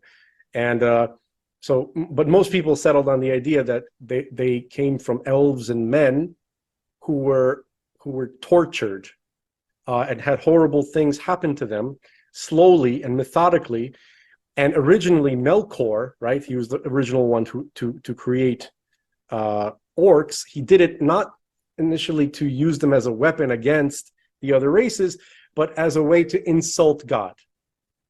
Like, look, I took your precious children, and it was a way to piss in his face, basically. Like, look, I perverted it and destroyed it, right? I took something beautiful, I took something pure, and I just dumped it into evil for about whatever the process was, and developed an orc.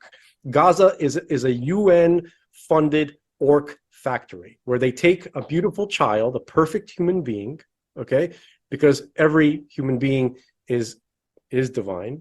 It's created in the divine image, right? And they immerse it in hatred and evil, and they literally would take those children. This is the definition of psychopathy. You would find, if you want to see psychopathy, you have to go to Gaza, because they use children literally as Kevlar vests. I don't give a damn if you believe me or not. I don't care. You know, anybody's interested in the truth, you can go see this for yourself or not.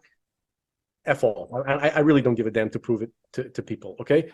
But anybody who takes a look, who investigates it a tiny bit, will see that they would literally, if there was a siege in Gaza, right, they would eat the children. They would use the children's hair to make ropes.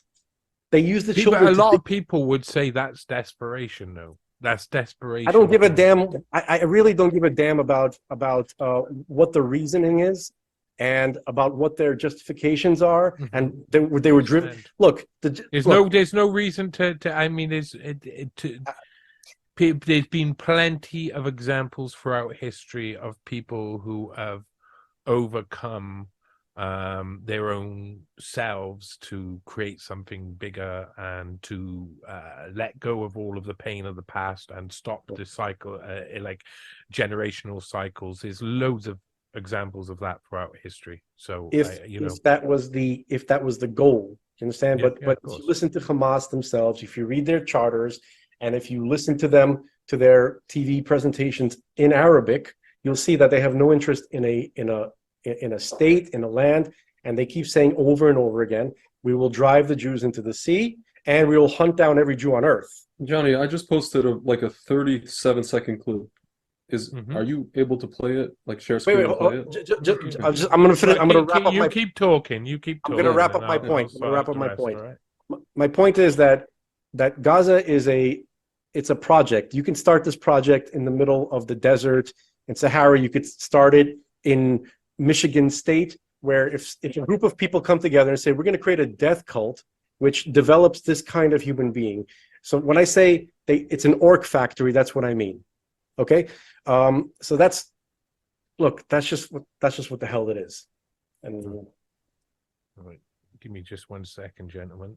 I got to click a few. A child should be nurtured with love, not hatred. It should be taken care of, protected, not used as a human shield. These are the worst people on earth, and everybody who funds them should literally burn in hell. I can agree. This is a show that was shown to some of the guys probably who attacked. نحن رواد الغد سنعيد لهذه الأمة مجدها وسنحرر الأقصى إن شاء الله وسنحرر. I'm just going to pause it because I want to read it out for the people who don't speak Arabic. There's a Mickey Mouse style character who looks like his name is Farfour. Farfour. Yeah, and they had an episode where he was killed by a Mossad guy, supposedly, allegedly, and he was replaced by Khalkhul the bee, who really, really hates Jews even more than Farfour does. Oh wow! This is a kids program. Sorry, I don't mean to laugh, but I do. It's The Addams family would be like, they would blush at this. They would be like, So it says, yes, we tomorrow's pioneers will. Oh my God, I can't believe how terrible this Zoom is for hiding panels. Yes, we tomorrow's pioneer will restore to this nation its glory. And we will liberate Alaska with Allah's will. إن شاء الله وسنحرر العراق إن شاء الله وسنحرر. And we will liberate the Muslim countries invaded by murderers. بلاد المسلمين التي تجتاحها هذه الأثناء القتلة. سننتصر يا بوش. We will win, Bush. وسننتصر يا شرون. We will win, Sharon. Sharon is dead. That's when he was in a coma. سننتصر يا أومر. سننتصر يا. We will win, Condoleezza. We will win. So that was more about Iraq and kind of like this whole deep state people who were acting, but they have other ones where just like, stab the Jew and we don't have Jews in our town because we drew them out and all the rest of it. And like Jews, actually, it's not sure. Okay, so but how do you change a society that's become so unhealthy after years and years of what is neglect? Because it can't be. You have to admit, it can't be nice to live in Gaza. If we can find a happy medium, it must be one of the worst places to live. So Johnny, there's an account on Twitter, Israeli guy. I don't even know where he gets these images from. Maybe he's in Telegram groups or the rest of it. He literally shows you, I can send it to you as well. He shows you like malls, shops, apartment complexes, people's cars in Gaza. If people tell me that this is a genocide and this is I guess an open-air prison and all the rest of it. Man, these guys, like, listen, I'm from the Soviet Union, and this is, before the internet, we had our government telling us certain things about America. They were showing us images of what was going on in the streets of New York in the 70s and 80s, and we thought that was all of the entirety of America. Yeah. And But and so crime flourishes in those yeah, sort of areas, and that will exactly. bring in a certain amount of wealth. But not. I mean, also those places have loads of Yeah. poverty and loads of For like sure. hardship. What I'm saying is like we have the internet today, and people actually really want to see the truth. That's what astounds me about That I can. living in this day and age where we have the internet and people just spout out like just half truths or all the rest of it, and I'm just kind of like, dude, man, like I don't know. I just feel like people are living in their own kind of bubbles, and they don't really. Frank, you're Yeah, muted. Yeah. we definitely are living in our own type of bubbles. Sorry. Like, I wonder how long Frank's been talking at us for. no, I just Go want to on. say, you asked what to do, right? So what's the solution? Okay. Mm. So there's a country that neighbors Israel. It's called, it was called in recent times, Jordan. 80% of Jordan are what has recently, in the later part of the 20th century, came to call themselves as Palestinians, the same ethnic groups, the same tribes. Was That make it up at one point like Transjordan or something along those well, lines? that's before the mandate, before Just keep what you're thinking, because all the way through, and I must say this before I forget, all the way through, keep for what you're thinking there. I've been thinking about. I did.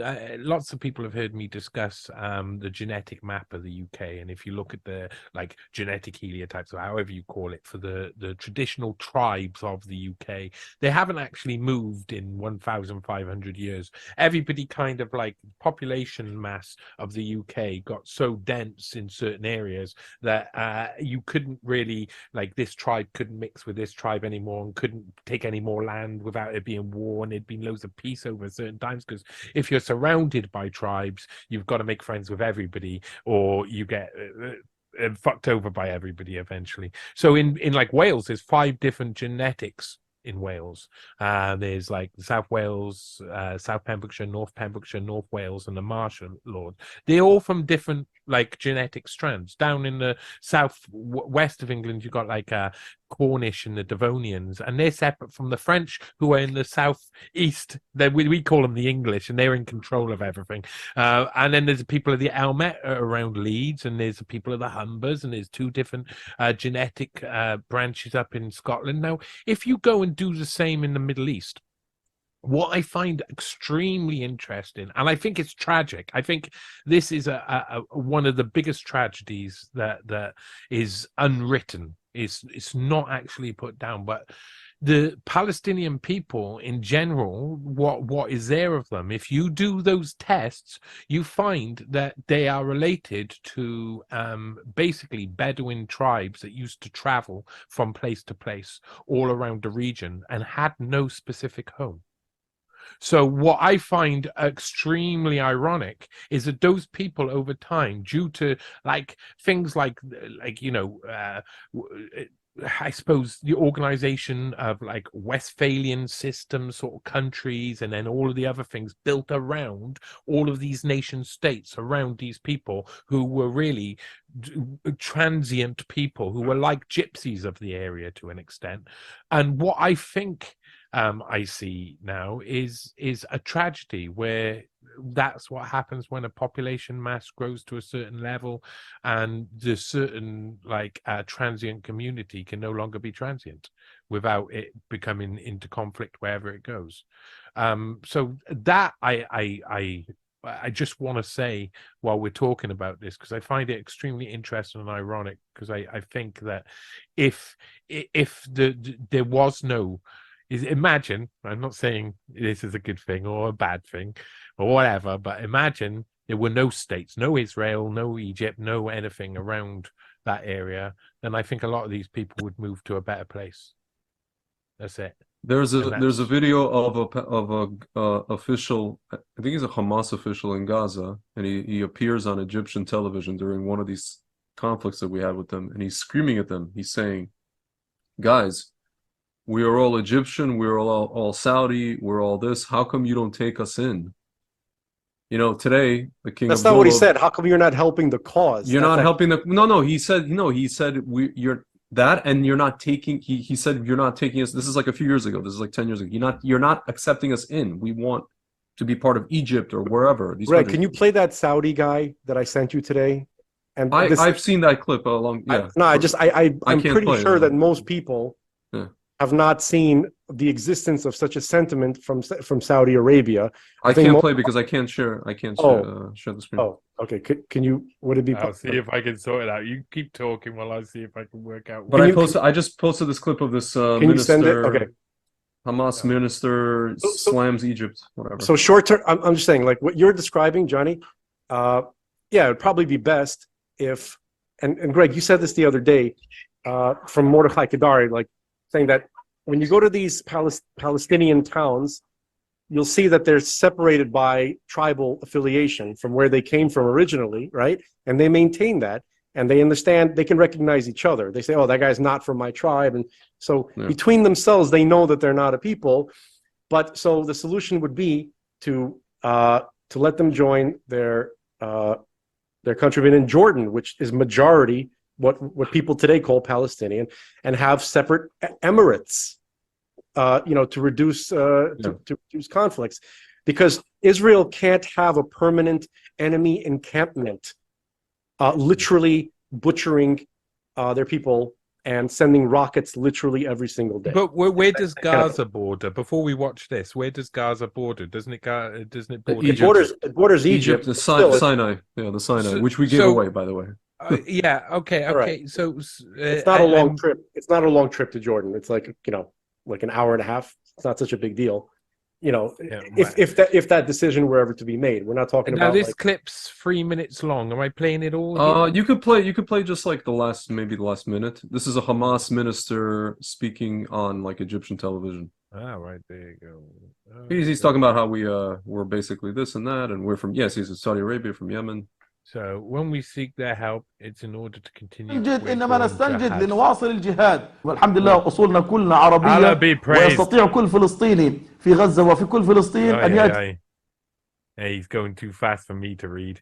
Allah be praised. We all have Arab roots, and every Palestinian in Gaza and throughout Palestine can prove his Arab roots, whether from Saudi Arabia, from Yemen, or anywhere.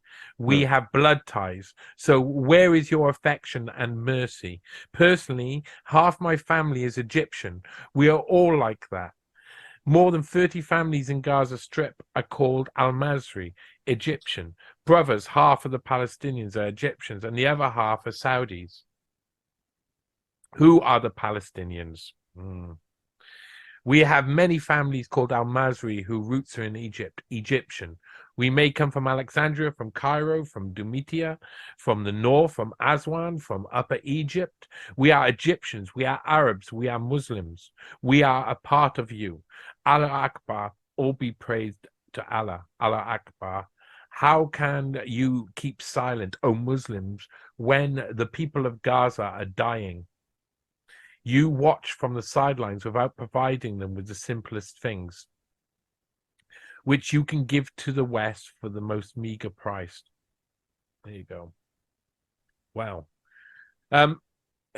These are, we've always got to put into context that this is subjective. Our own opinions are all individuals, and to get everybody on board on something means you have to have something that's realistic and proper. And that would be some form of solution, would be Gaza becoming Egyptian and West Bank becoming Jordan. They don't want, first of all, Egyptians, they never wanted Gaza.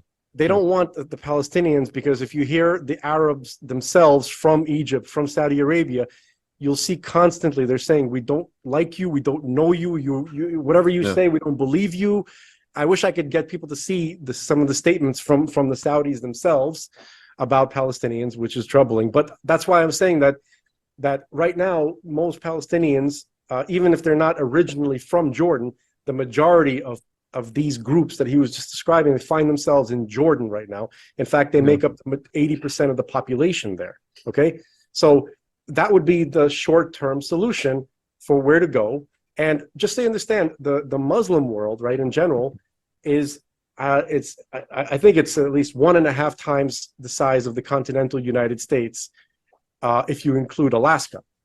Okay, so there's a lot of places to go, and there's a lot of money. Yeah, but the elephant in the room is Sure.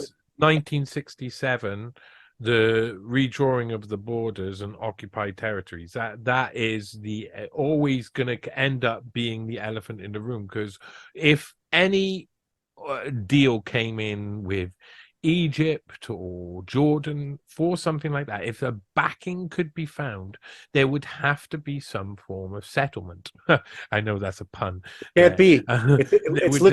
It's a literal impossibility, not because you have to understand the physical geography of Israel. Okay. Now, let's say, I hate to do this, but because the most important thing is the religious aspect and the connection of Jews to Israel. But let's say you were just a general and you were a robot and you were tasked. You're not even a human general. You're like an AI that was tasked with protecting the population of this country. Okay, so it would say, oh no, like you can't give them the entire high region of the country, all the mountains and the hills, because they will constantly, shoot at the lowlands, which they were doing before 1967. The Syrians were using the Golan to snipe Israeli kids, Jewish kids in playgrounds, and the Arabs from Jordan, because Jordan controlled the West Bank until 67, they were literally doing the same thing from Judea and Samaria. And Jerusalem as well. Yeah. And Jerusalem as well. Okay. The old city. Yeah. So it's a strategic, practical, according to the laws of physics, impossibility to give them those territories because, well, for obvious reasons. They will literally kill every Jew that they possibly can. The only thing holding back the Arab nations from killing every single Jew in the world is that they physically don't have the ability yet. They're not interested in any kind of like real peace. There's a couple of people in Saudi Arabia that are like, oh, look, I'm tired of this crap already. I got a lot of money. I got a lot to lose. Maybe we can make some business deals with the Israelis and let's move forward. But the majority of the people want Israel destroyed and every single Jew dead. I'm sorry, that's just the way that it is, okay? So for that reason alone, we cannot give them those territories that were from 1967. There's a reason why they which we got as a result of a war of self-defense. Anybody who thinks that, I'm sorry, like if you were to get there, you see the geography, and from a military standpoint, if you're trying to keep your citizens, if your objective is to keep your citizens alive, those are the last places you're going to give to a hostile enemy. They made themselves our enemy. Frank, can I tell give two kind of anecdotal things that from something that I was privy to go to these places in Israel. One was when I went to my friend's wedding in Netanya, which is on the coast of Israel, which is about an hour north or 40 minutes north of Tel Aviv. It was an outdoor wedding, and there were guys there with, they had guards. And I asked my friend, I'm like, how come you have guards? He goes, well, he's like the tip of what they call Samaria, the West Bank, is only about 4 miles away. And he said that there's been reports of like 12, 13-year-old kids climbing over the fence with axes from a town called Tulkarem and just walking over or taking a taxi and just kind of, to them, it's like child games. Another thing, I was actually able to go to, there's a town in the westernmost point in Samaria called Peduel. And you could go to a park, and you can look this up, Peduel, Peduel, and you could literally, from that vantage point, you could see the entirety of Tel Aviv. You could also see the airport. So now imagine somebody with some kind of weapon. Guy just standing there. You can fire it at Tel Aviv. You can fire it at an airplane taking off, landing. Just even if you take away the religious aspect of this whole thing, I mean, it's just high ground. And the funny part is that we didn't even have this until 1967. It's a war of self-defense. I don't even think the government even planned on taking these territories. As far as Gaza is concerned, Menachem Begin, a right-wing prime minister, when he made the deal with Sadat, when he gave back the Sinai, he actually said, by the way, man, do you want Gaza? Sadat was like, No, I don't want Gaza. So these are the practical things. I'll say one thing. This whole discussion about the Palestinians and what, the Arab world doesn't want them. What's his name? King Abdullah said he's not going to take any in. There are verses in the Torah itself that talk about, it's like a warning when God is giving us a warning, and he's telling us, this is after we leave Egypt and all the rest of it, and we had the incident with the golden calf, and it's a whole long story, but we got the second tablets because Moses came down and he broke the first set of tablets, and we were giving a warning. We said, if you don't keep these commandments, you are going to be pestered by a non-nation. And it's going to be for like a long time. And it's just going to be a thing of like, and there's commentaries on this, you're going to wonder like, why is the world with them? Like, I was just talking to my friend yesterday. Listen, let's be real here. Like, you look at Israel, right? You have, and I'm not here to work, I'm not working for the Israeli government. I'm not here to do like PR or what they call hasbara. You have like microchips, you have all these inventions, you have all these things. And here you have these bunch of people who live among us who are trying to have their own state. They could have had it for a long time, 10 times over, long time ago. And I fail to understand what's so special about these people. Do you understand my question? Like, it'd be one thing if you like contributed something to your region, to the world. I'm not saying they don't deserve to live. They for sure deserve to live. If they want to live in peace, let them live in peace. But like, there's such a the world is fascinated with them. They're not fascinated. They're not fascinated. Fascinated by the underdog. The world's fascinated by the people who are most likely to be losing. Sure, that's the classic socialist. Sure, but you had 100,000. You had 100,000 Palestinian or Arabs in Syria. Some of them Palestinian being obliterated by Assad. No Arab ever went on the streets of Michigan Avenue in Chicago, like I saw during the Lebanon War, saying free Syria or free the Palestinians of Syria. There's a, pardon my language, a fucking fascination when it's us, when it has to do with us, and they're obsessed with these poor people who I don't know what they are. Poor people. I'm sorry. They are poor people. But it's just like, I want to tell you why. Let me interrupt you for a second, okay? Yeah. They are poor people. They are very tragic people, okay? Because they are being used as pawns by if you're from a Western European country or even some Eastern European countries, right? And I'm not talking about the citizens of that country or just the regular people. I'm talking about the government, this entity which we keep going back to, right? They despise the Jewish people proper. They despise them, okay? Around the late 70s and early 80s, the socialists or the globalists, whatever you want to call them nowadays, the Platonics, realized that the Jews of Israel are not going to adopt this philosophy because they're mostly religious or they're respectful of their tradition. They're not going to break away from it. So a decision was made in the early 80s. We must dismantle the state of Israel because it's not going to be the socialist utopia that we were trying to build, and we can't have Jews living there under their traditional belief system. It has to serve, the elite of the world. And if it's not going to be our way, it's going to be no way. So we're going to make it so hostile that they've been essentially trying to dismantle Israel as a place where Jews live for probably since the early 80s, late 70s, okay? And not only that, there's multiple reasons, okay? While they're doing that, they're also going to try ignite World War III. Okay, so it's a multi. So the Jews are poor people, and the Gazans are poor people. And if you're a big supporter of the Gazans, right, and if you actually cared, if you actually gave a damn about those people and about those children, then you would not. First of all, you would familiarize yourself with where they live, what they're taught, okay, how they're brought up, how the children are used. If you support that, you should fucking die.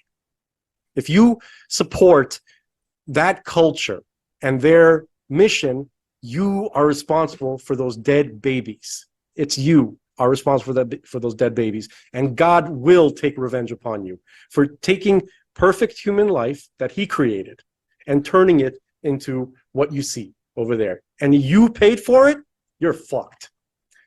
I'm sorry, maybe I'm a little bit emotional because I have family and friends from many sides who are in danger and who are getting bombed right now. And maybe I'm not as calm as I normally am, but at least I'm actually saying I'm saying what I actually think and feel. And I don't really give a damn what anybody thinks at all. Well, I think everybody's going to have their. I mean, it's such a strong opinion on this, and I mean, so easy to commentate on it without having a real dog in the fight. Everybody does it. They pick a side, and the politicians all say, this is all where Israel's got all of the rights under the sun, and all of the people who consider themselves down on the ground and with people and left wingers and etc. all like, oh no, the Palestinian people are the best and Israel was. And it's, of course, everything's nuanced, and even that passion, that emotion you've got will cloud your judgment, but it will also bring you to realizations that you must come to, and that you can get to by going through emotional experiences, turmoil, tragedy, and the things that you would say definitely that God has given everybody for their own trials in life. Go on. Something that we didn't discuss. So let's talk about on a fantasy hypothetical situation. Let's say a miracle happened, and all of a sudden, all the Gazans, they laid down their weapons. Palestinians, all the Arabs, they laid down their weapons. We had enough of this. What do you think would happen?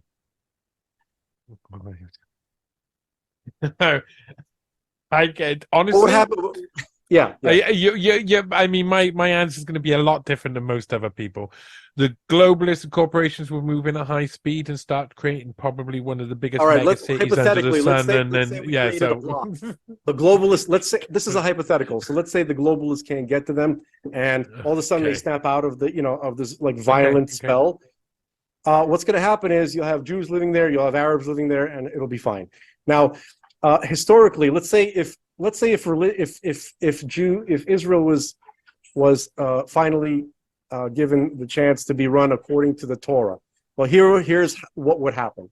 Exactly the same thing, because the original reason for Israel in the first place was to be a place where if people from the other nations wanted to, they could come and dwell in the land of Israel with the Jews and learn about the God that Abraham, Isaac, and Jacob described, that were trying to let the world know. That was the original point of Israel. It says that in the Hebrew scripture, that person who comes there and wants to live there with you and to serve God, right, and to learn more about God, doesn't have to become Jewish. We're talking about non-Jews. They can come and dwell. There's a word for this kind of person. It's called a ger toshav. And it says in the Hebrew scripture, it says, he is your brother. And we have religiously, we have obligations to them where we have to sustain them. We have to make sure they're fed, make sure they have proper shelter and all the opportunities. That's literally the point of a Jew living in the land of Israel. That was the point. That was the ideal. Okay.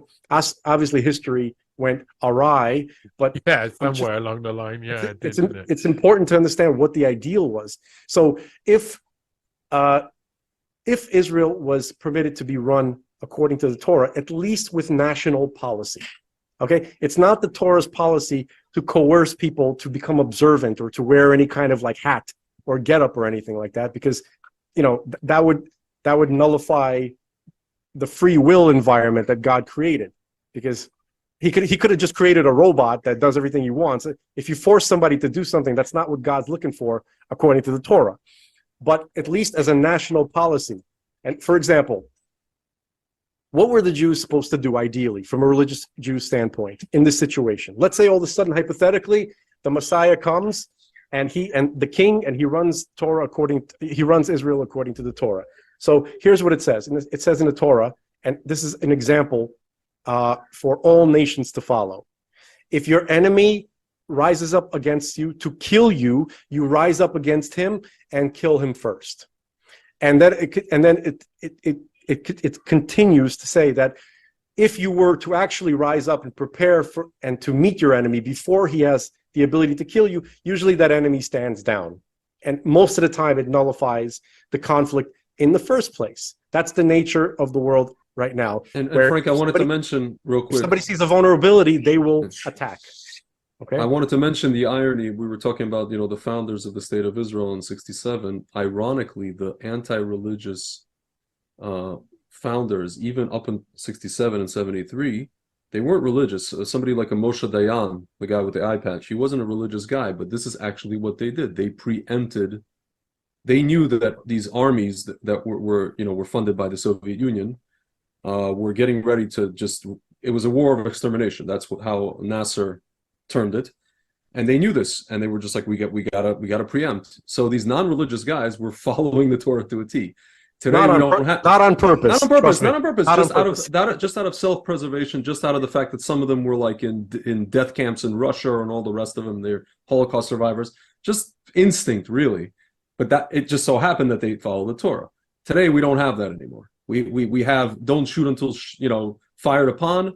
Buy this Iron Dome from America. Let America run the show. Become a vassal of America. Become completely unrecognizable. And tell your citizens, yeah, you see, we have this Iron Dome thing. Even like Ilhan Omar, you see, these guys have Iron Dome. And she says, but keep in mind, the people of Gaza don't have Iron Dome. Like, maybe if they stop shooting rockets. Yeah. The point is that Moshe Dayan... I don't think you can make an Iron Dome that'll work for the type of rockets that Israel's got, though. I mean, that would have to be that's Iron Dome. Yeah, but you see, but the whole, I mean, that's... It's such an insane idea, the Iron Dome. It's so idiotic. Yeah. You know that each one of those rockets cost, each one... $100,000. I heard, I actually heard 70,000. But anyway, but 70,000 per rocket. Do you know how many rockets Hamas fires at Israel? It costs Hamas way less. To bankrupt the whole country. When America struck like Syria with 7 JASM missiles back in what was about 2017 or something, 2018, each one of those missiles cost $1 million. I mean that's why you have perpetual warfare. It's the money. Yeah. I mean, and so that's why the whole region, the whole state, everything is meant to be like this. And that's why that even if you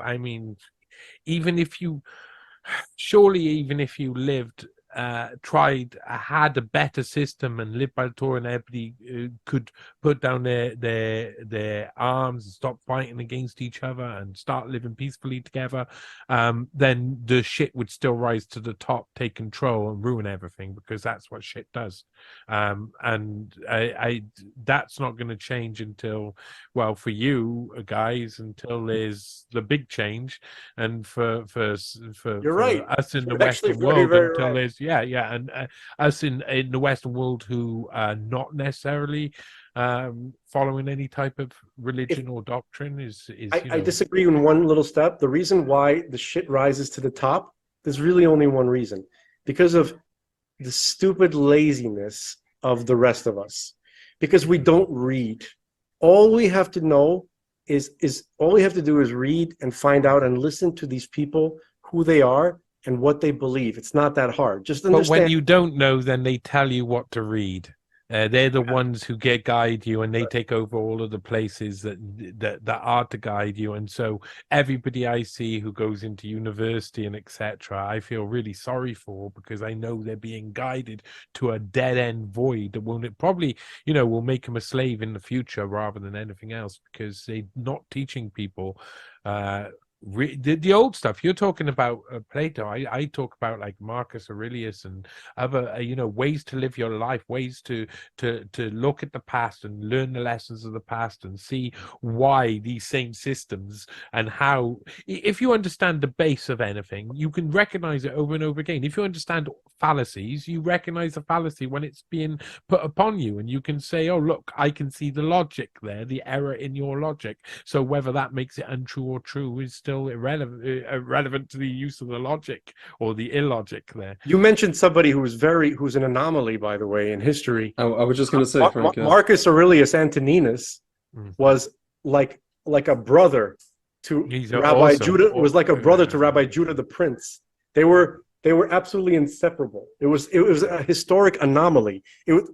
Religiously, we say it was the rectification of the relationship between Jacob and his brother Esau. They deeply loved each other. They were like brothers, truly. So Marcus Aurelius was one of the few guys. There were some others too. Not everybody was bad, but generally speaking, can I describe quickly what most of the Platonics believe? It's actually pretty quick. Yeah. Go. So they essentially believed, there should be a king priest class, right? That runs everything, and these rise up through the ranks, and they are discovered because of their intellectual talents, right? They rise up to the ranks, and they guide the development of humanity, of human evolution.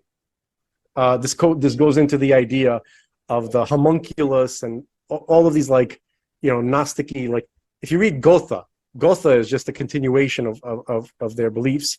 Okay. So they believe that there should be a king priest class. Now, in this class, there are no husbands and wives and no children. Every woman is every man's wife, and every man is every woman's husband, and the children are raised by the state. That's their belief. Also, there's no such thing as sexual morality at all, because sexual morality was a curse given on the world by the demiurge, right? And because the demiurge, this is what they believe, trapped human souls in the material form, which is a great sin, a grave sin, and that's why the trans movement is an expression of Platonics, because they're trying to express the nature of the soul. Transhumanism and technocracy and the future of what they're trying to build for us right now, and everything in it. This class has a military class. That's the second class, which enforces the will of the king priest class, of course. And then you have the producers, the proletariat, right? But the producers are temporary. The producers need to be the tools of the king priest class to build the world to a certain point until they are no longer necessary. Then we can move forward away from the producers. Now, the producers don't need religion, because their minds are not really capable of understanding sublime understandings of the pleroma, everything that is above the demiurge, right? So they are the profane. They are the profane masses, and once they're done, they're done. Listen, they serve their purpose, and what's best is to free them from their physical bondage that the demiurge placed them in, and to free their spirits to finally be, free of the This is folks, so Bill Gates, you're saying? All of them. This is what they all believe. I know. Like Maurice Strong, the Club of Rome, Aurelio Pache, all this theosophical stuff. The Amigos, the UN, Alice Bailey, the Lucifer Trust, right? Literally, Lucifer Trust, literally. Okay. So anyway, the point is, all these Gnostic cults, they kind of coalesced in the early 20th century, and they formed what we call now today as the New Age movement, and they formed that's what Gnosticism is today. And the climate cult, and all of these things find their origin in Platonics, the world of Plato. Now, this stuff existed before Plato. He brings it to us, he says, from Atlantis, right? So this is what they're basically trying to rebuild Atlantis. They see themselves as the survivors and the heirs of the greatest people of Atlantis. There's detachment to that, but I suppose if anybody was to analyze anybody within that crowd was to analyze their own wants, they would probably get to that conclusion themselves. And I think when we're talking about the classic thinkers and the people that you were saying about Marcus Aurelius being an anomaly. Well, that kind of thinking outside oneself and thinking outside the the position you're in and seeing things from a different perspective, and really entering into stepping over the borders into contrarianism and examining everything from the opposing angle is the only way to see everything from every angle. I think the majority of people don't even have even a close to having an ability to do that, because it's not taught to them, because these type of teachings are been taken out curriculums all around the world for exactly the reasons to keep us dumb, by exactly the same people who were friends of Maurice Strong and Aurelio Peche and all of those guys. Listen, you've been really frank and honest. Sorry, I always like a pun, but you've been really open, and we talk. I mean, some of what you've said will make some people in my audience say, "Oh my God!" Basically, that's like if you go down the path, then it's like for some people they cannot understand why you would get to that way of thinking unless they have all of the information. And a lot of people don't have all the information. They have a very simple paradigm in their head of a very binary sort of, they bring everybody into good and evil, and it should be so easy to see. But you've been like you having these conversations. They're like I think about 3 years ago I would have shit myself about having this conversation, having a conversation about Judaism, having a conversation about what's going on in Israel and stuff. That would have been seen like I think it's just the world is changing, and we're going to have to meet with these challenges, and we're going to have to come to a decision. At the end of it, we're going to have to come to a decision if we want all of the barbarism to stop. And that has to be something that isn't every time. It can't be unilateral. It can't be Israel acting alone. There's no way that works. There's no way that Israel acting alone will end up with good history to it. It needs to be the world, the actual people who care about like changing something need to actually have some form of power and control, and that just doesn't exist. So if the world just decided to stop at least either funding the destruction of Israel, right? It doesn't matter what their lip service is. Yeah, but some of those are evangelical madmen, rich American evangelicals. I'm not talking about them. They also have their agenda. They also have their agenda. But I'm talking about the Western European, European UN idea. They're the ones who are funding. They want Israel destroyed, and the quisling leadership, the political class of Israel, are working with them to make Israel so hostile that Jews are not going to leave. That's what they don't understand. Oh, this is a very important point. There's just a fundamental reality that exists. It's a cosmic reality, and it's permanent. The Creator wants Jews in the land of Israel. Now, look, I don't claim to know why he wants anything. I don't know why he made the sky blue or the grass green or anything, or why he made anything. But there's a permanent reality that I can't escape, that Jews can't escape, and that certainly anybody else can't escape either. That Jews will be living in God's desire is that Jews to live in this little piece of land. And even if it doesn't make sense to me, or even if it doesn't make sense to a group of Jews out there who want nothing to do with it, you don't understand. God will not leave that alone. He will not allow God. Basically, God's going to get his way. There's been entire. I just want to say real quick. There's been entire books written on the why. Again, rabbis wrote these books, why we were kicked out to begin with, and the trajectory of how it came to be that finally, after 1900 years, we were allowed back. There's an entire kind of a philosophy kind of behind it, and you can see no matter what, like we just drew out this whole thing to you about the religious guys versus non, and these guys came and they didn't want them to come, and then they came, and then there was British there and Arabs and attacks and wars. But you could see throughout all of it, like there's this one kind of thing that's going in a particular direction, whether you want it or not. Like I had it in my personal life when I first came to Israel as an adult in 2007. This is before I was even religious, and I'm just like, I was like, I don't know why, but I'm like literally pulled to be here. And it got to a point where I just decided to go live there. Like, despite all, logic, people were asking me, like, why the hell would you leave essentially a first world country, back then at least America was, to live in kind of a second world, depending on what city you live in and kind of like what you're doing. And, Tel Aviv, Jerusalem, things don't quite work, banks don't quite work. This, you have to fight for everything, whatever it is. I'm not even talking about our enemies. I'm talking about within the country itself. It's not so, it's developed, but it's not so developed. Like, why? What's wrong with you? I had like, people from my community, the Russian-speaking Jews who came to Israel and they would rather be in America. They're like, are you nuts? And I'm just like, you guys don't understand. This is a spiritual thing. I can't explain it.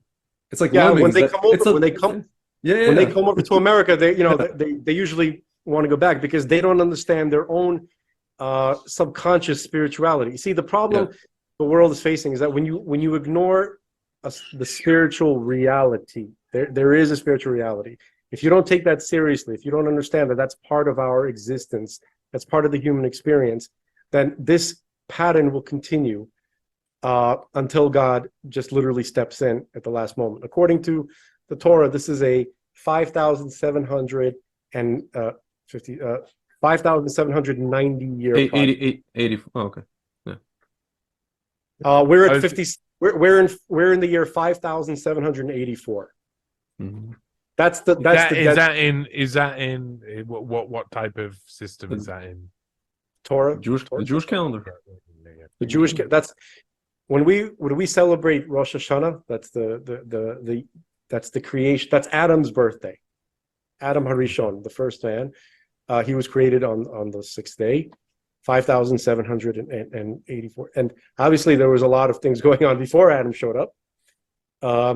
And time was different and many things were different, but Adam was created 5,784. And the system as it is now, which we can call it the free will project, where God essentially completely conceals his presence, allows mankind to fully decide, and the creation of evil is only necessary as a device to facilitate free will. So what is evil? It is a choice. It is alternative choice to what he presented as his will in the scripture, right? Mm-hmm. And there needs to be the environment to facilitate choice. But that's not going to go on forever. It's a temporary device. We're at the end of history. I'm sure a lot of people can feel that in one way or another. So we're going to see some kind of intervention very soon. So is that's where people will always want an answer for time. They'll want to know how long, when, round the corner. Is it now? So it's specifically left vague.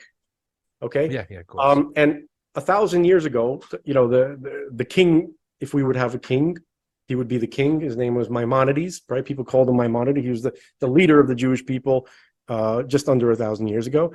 And he said he would, they used like certain dramatic language, like, cursed be the one who tries to calculate the end. Yeah, but he lived 1,000 years ago. We're at the end now.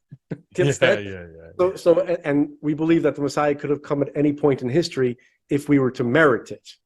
Okay, mm-hmm. But there is a cutoff point. There is a fail-safe built into the system, and mm-hmm. we're at the end essentially.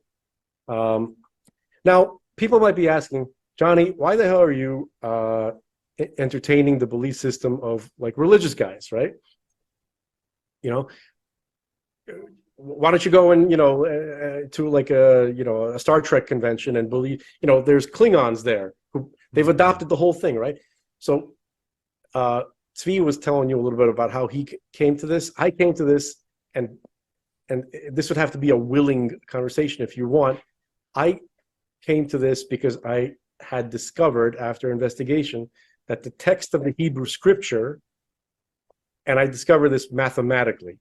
Now, I didn't discover this. I saw this data set where the Hebrew scripture could not have been produced by a finite being or any group of finite beings for any period of time. So that's why I wasn't born into this culture. I chose to take it upon myself because I discovered the nature of that document, which we call the Hebrew scripture, how it would be impossible for it to be produced by man or any finite being. The being that would have to be able to produce that particular document would have to be completely unbound by time or space or anything. Now, and because the Torah is mostly math.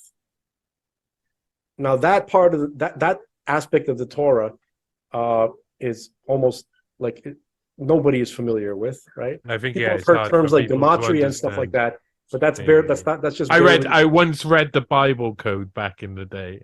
So there's a lot of guys who started getting excited about Bible codes, but the people who did the initial work were tremendously famous mathematicians and statisticians and computer scientists. Who, when I was reading, Popular Science magazine, they were having all these debates with secular statisticians, mathematicians, and computer scientists. And I saw some of the photos of their meetings. I'm like, why are serious people talking to like these cavemen-looking rabbis? I only later found out that those weren't rabbis. Those guys were also They're PhDs mathematicians and computer scientists, and they were showing how you can. There's a lot of layers and layers and layers of encoded information within the text of the Hebrew scripture, and they would compare it to other texts and show that it was anomalously different. It was a three-dimensional text in a sense that you could. They would remove the spacings of the words, right, and it would just be a sequence of letters as it's found in the Hebrew scripture, right, and then they would do they would do like these interval skips, and they would find very startling information. For example, was this including the Yitzhak Rabin and the some of it, you see, it doesn't. People have this thing like, oh, you can predict the future. No, it's you can only find something which has occurred, but you can find everything that has ever occurred. And it's different than other texts. A person would have to really look into the discussion that's been going on since the late 80s between statisticians to have any chance of having a fair assessment of this. It was a lot of work, but initially that's how I came to it. And I'll give you one example of something that I've seen personally. 1,500, at least 1,500 examples of the following. And this is just one type of code. There's many, many, many different types. So we talked about Maimonides, right?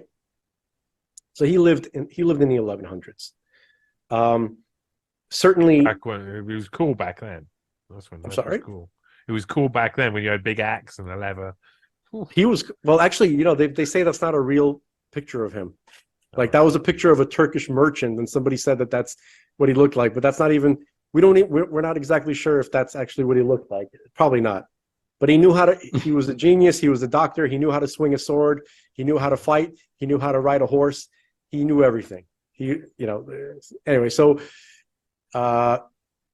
so basically he was the personal physician to Saladin. It's crazy. Anyway,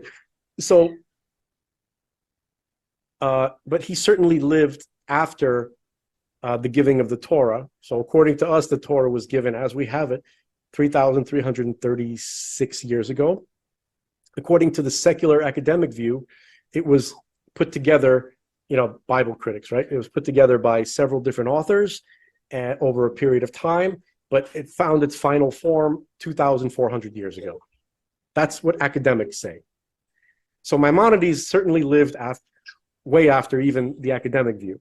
So there's one section in Leviticus, chapter 11. That's a saucy book.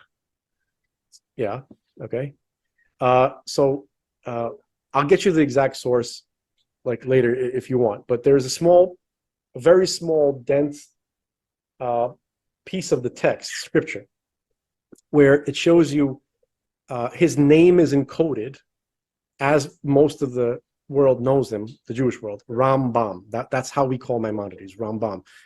It's an acronym or an acrostic, Rabbi Moshe ben Maimon. That's his name. So we find, you'd have to learn the Hebrew letters, to know that the R letter and the M letter and the B letter. And then, so you'd find that all those letters had an equal spacing. Okay. And then a little bit lower down, maybe one line, you would find the name of his primary work that he left us. It was an encyclopedia, which is called the Mishneh Torah. That's what he called it. Okay. It was a compilation of all the Jewish laws, all the 613 commandments and how to fulfill them. Okay. He compiled it from the oral tradition. Mishneh Torah. So you find just underneath Rambam, you find Mishnah, the first word, and then lower down on the text, you find the word Torah. Now, in between the first letter of the word Mishnah, which is the first word of the title, and the last letter of the word Torah, there are precisely 613 letters, which is the subject matter of the book. So you have the name of the guy, as he's known famously historically. You have his primary work, and you have the subject matter of the work encoded in a very, very small piece of text. So critics would say, yeah, you could find anything in any text if it was big enough. So they did tests to show that you could find the name Frank if you look for it in Moby Dick, but it'll be like 17,000 letters spacing, and fine, you can do that. But the point is, when you find codes and information in very small areas, that's extremely anomalous mathematically. Yeah. Okay, and not only that, it would be good enough, it would be interesting enough if you just found his name, but then you found his name, his primary contribution, literally, right, and the subject matter sandwiched between the two. It's like, again, it's Mishneh Torah, right? So that's two words. So the Mishnah is like the front cover of the book. The Torah is like the back cover of the book, and then and sandwiched in between the two covers is the content of the book. Furthermore, the actual subject matter of the text where this code is found, it's talking about Moses, who Moses was the leader of his generation. Maimonides was the leader of his generation. Maimonides wrote this book in Egypt, and then Moses is in Egypt in the narrative of the text, and it's talking about, that piece of text is specifically talking about God told Moses to go talk to Pharaoh and tell them that there's going to be the Passover observance, which is the 14th day of the month of Nisan. It's in the text explicitly. That's the Maimonides' birthday. So you have the guy's name, his primary work, the subject matter, and his birthday, all encoded in a very, very... So I've seen many, many examples like this and all sorts of other codes, and it took me a long time because I didn't want this to be true. Because I enjoyed, I wanted to, continue dating any kind of girl that I want. I wanted to have every kind of, I would have been like, a libertine, to be kind to myself. Had I not been forced to acknowledge a truth which I found to be true. I don't want to be limited in my lifestyle, and it is a very limiting lifestyle. You're limited. Yeah, you're limited by, you're forced to be conscious of what you eat. You're forced to be conscious of what you say. You're forced to be conscious of the type of relationships that you have, sexual and every other kind of relationship. It is a regulated life. And I didn't want that because I was just a regular American kid. Johnny, when Frank and I have our podcast, and once in a while we'll utter a curse word, our viewers, some of these. Yeah, we're not promoting it. We're just we're not promoting it. We're messing up, like it's these ladies who are like in their 50s, 60s, and 70s. Some of them, moved to Israel from usually American ladies who are American who became religious later in life, who live in Israel. It's always ladies. Why do you have to curse? Yeah. Dr. Zelenko would have You're- it's you're- not becoming you're- of a religious man to curse. According to them, I'm constantly disgracing the name of my holy brother. And they must have not listened to his interviews because he would curse. But the point is that we have the Jews, we have our church ladies too. Okay. Oh, goodness gracious. we have our Dana Carvey church ladies. We have our moralists, we have all the rest of it. Yeah, of course. Anyway, the point is that's how I came to it. That's why I take it so seriously. That's why I give it the credence. And honestly, I don't think that there's literally anything else that could have convinced me that God is real, aside from the mathematical perfection, symmetry of the text of the Hebrew scripture specifically, because I don't trust miracles. I don't trust anything. I'm always going to find some excuse for it. Oh yeah, the sea split. Well, it must have been some kind of like tectonic activity that it was just all a coincidence and blah blah blah. And did you ever watch Star Trek? I'm going to shut up after this point. Yeah. I watched a lot of Star Trek. So the Next Generation, there's one episode where they're called to some kind of agrarian planet that's having chaos, and this planet has a religion. That's every episode. No, but this one's interesting. Yeah. Because when they get there, they realize that people are having sightings of the devil, according to their religion. Like they have a religion there, and so apparently the leader of their planet, their society, made a deal with this devil that they would have 1,000 years of peace and prosperity. At the end of the 1,000 years, the devil would come and collect and create chaos and destruction. So and when they got there, the crew of the Starship Enterprise, they would literally see this devil manifesting in all sorts of ways, and they're trying to understand how is this possible, because Star Trek, they're a bunch of socialists, okay? Right? So essentially, right? They're like, this can't be real, okay? So in the end, of course, the people who wrote the script to that episode, it turns out that all of these, and the planet, by the way, was being destroyed. Like there was murmur, there was like tidal waves and all sorts of stuff. So they realized it really wasn't the devil of that planet. It was there was a very sophisticated starship, much more sophisticated than the Starship Enterprise, that was hiding or cloaked in some way somewhere, and it was projecting with all sorts of energy beams, all of these phenomena, right? It was just very sophisticated, very powerful, right? So I'm not a person who would honestly trust even personal revelation. Like if I had some kind of like amazing thing, I'd always be like, maybe I was tripping or something like that. But math is the only thing that would convince me, because I know that math is the way that all information about reality is garnered, is found. Physics and math, that's what doesn't lie. So, and because I found that to be the nature of the text of the Hebrew scripture, so it made me give it a very serious look. And so, which is, anyway, that's just like a side point, because some people might be wondering, like, why? Frank, I want to add to what you said. So now you have somebody like my father. So now imagine a person who is behind the Iron Curtain, 1976. He's doing a project for university, IT, computer programming, and he's doing something like, and obviously there's no religion. Religion is outlawed, and there's no.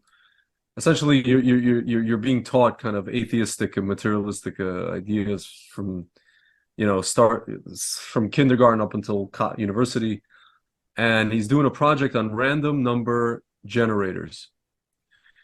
And he realizes that through his research, he realizes there's actually no such thing as a random number. There's just a long, very, very infinite string of new digits. Just because we can't figure out what that pattern is, but it is a pattern. Mm-hmm. And so my father this is him telling me this story.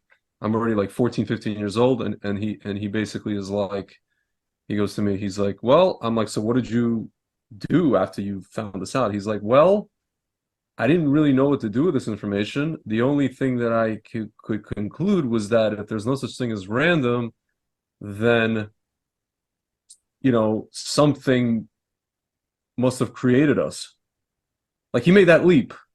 He's like, I didn't know what to do with this information. I didn't know what that meant. I didn't know that there was all these commandments. I didn't know. He's like, I knew I was a Jew, and there's like, there's like people who don't like us for whatever reason. I knew that, he was 13 years old. He remembers, the war in '67, how they reported it, and how the government was framing, calling Israel the aggressor. It was like this whole kind of geopolitical thing in his mind. And there's the Jews, and they have this land, and that's all kind of what he knew.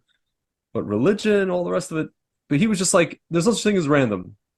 And then, like, he told me he started talking about this thing with his friend, who also kind of started to come to his own conclusions. But again, they had no, just, it's like Abraham, really. I call it Abraham's, the Abraham effect. I don't know if you want, whatever you want to call it, but.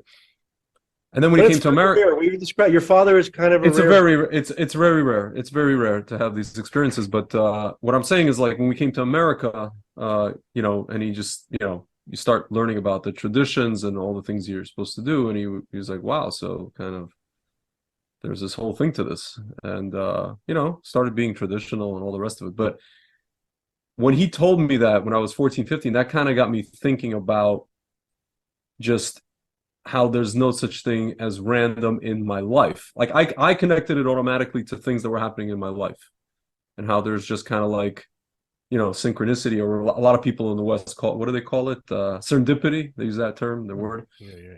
I didn't have the language for it at the time. I was just kind of like, okay, this is happening, and that's interesting, and that's interesting. There's connection here. There's a connection here. So for like maybe, well into my 20s, I was kind of experiencing that, and I did connect it to what you would call God, but I didn't really start keeping or living any kind of life connected to anything to do with the Torah, again, until I actually learned in detail what this all was, and how to do it, the mechanics of how to do it, and again, the deeper sources and all the rest of it. But yeah, it was a long journey. I mean, for me, and involved Israel as well. But yeah, my father is it's not a lot of people have that experience, especially in like what I call a black hole.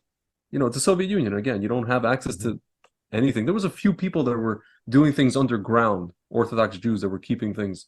You had like Moscow, where they kept like a token. The government kept a token synagogue open for people who were coming in to see. Oh, we have religion. No, there's just one city, and everybody else had to do things underground. My grandfather would smuggle like matzah for Passover, and like pillowcases from like little towns in the middle of Ukraine, that there were guys making matzah, stuff like that. Like, there were people like these Chabad guys, Hasidim. They went to I think it was to Uzbekistan, and they were building ritual baths. They were doing Jewish weddings for people, again, underground in people's apartments. My father went to a wedding in Riga, Latvia, of his friend, where it was a little more lax, and it was granted that wedding was an apartment, chuppah, wedding canopy, and all the rest of it. These things were like, well, a lot of people didn't have access to these things, especially where we were in Lvov, Western Ukraine. So it's a lot. Everybody has their own. I meet people who also are like us, like me and Frank, who come to it later, and everybody's got their own story, their own journey. Yeah, some people do have these miracle moments where they kind of like snaps them out of there. It's usually a slow process of seeing what you're talking about. Yeah, I mean, Frank's calling it like maths. I call it just like patterns everywhere that I see that are obvious, that are clear. I mean, I've had one of my best friends is very, very much an atheist. He doesn't believe in really anything. Really, he was brought up religious, but it was a bit too much for him. He was happy to, but he has this fantastic way about him. He's all about love. If he were a religious man, he'd be perfect. He does all of the things that a religious man does, and some people you feel need it, because they need to be able to have someone tell them how to recognize those patterns in their life, that should tell them that there's something more to it all. Because I'm in a struggle. I'm in a point in my life where I've had like extreme experiences that make me go, there is something that is obviously, I mean, some of the information that I found has been given to me in ways that just seem like insane. It's not people. It's things that happen, a collection of events that happen that all link together and cause one moment in the head that means I know where to look for something that I have there's no right to find. Information, things that are just hidden away. And then it's like my mind's been prepped through loads of different experiences to take that in. And all of that is like the building up of something that then can recognize patterns, can recognize that. And I completely dig it. I completely dig it because I think as well that that yearning to have like to find the acceptance that something like socialism will give you, like the acceptance into society and as one of this unit, and you've got all of these people who believe the same things and do the same things. Very religious. Yeah, but it's also very youthful, like frivolous. Oh, I don't have to work at anything. Everybody's already worked it out for me. So I just do, and then I should be happy. And it's such a lazy young thing to do, and it's so normal for people to go towards traditional later. And I think they're brought there by the recognition that there's patterns all around, and they feel like they are meant to do something at a certain time.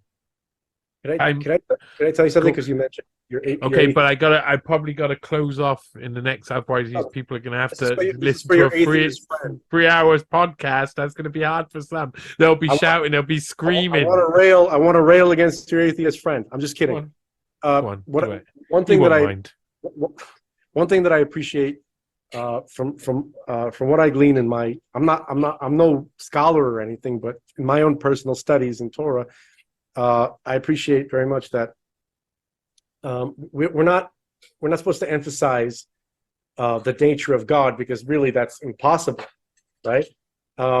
We're just trying to essentially maintain an awareness of the Creator and some very, very basic ideas. But ultimately, we're taught that God will not judge a person by their beliefs, but only almost entirely by their actions. And then God himself will take care of revealing his true nature to mankind. It's not the job of man to do that. Only God himself can do that. So your friends, you're saying he's a big sweetheart? He's the most beautiful person I've ever met in my life. That he's gonna be just fine. I know, and God himself will introduce himself. It's not anybody's job to do that. Well, that's a beautiful way to end and a beautiful outlook to have. And thanks, guys, for coming on and speaking about like so openly. I mean, we've discussed loads. That's a. We got really Jewy, right? Like, yeah. Well, I know. I don't mind it. I had a friend. He's from Golders Green, and he's like a Hasidic guy, and he's sitting there, and this is in Israel, and he's listening to like Metallica, and I'm like, Shmuel, we're not supposed to be listening to Metallica during the religion. He goes, leave me alone with the Jewish stuff. The Hasidic guy. That's the funniest thing. Anyway. Yeah. Right. Well, guys, I'll put all of the links in the description. Thank you for coming on the NEWSPASTE Podcast. Yours well.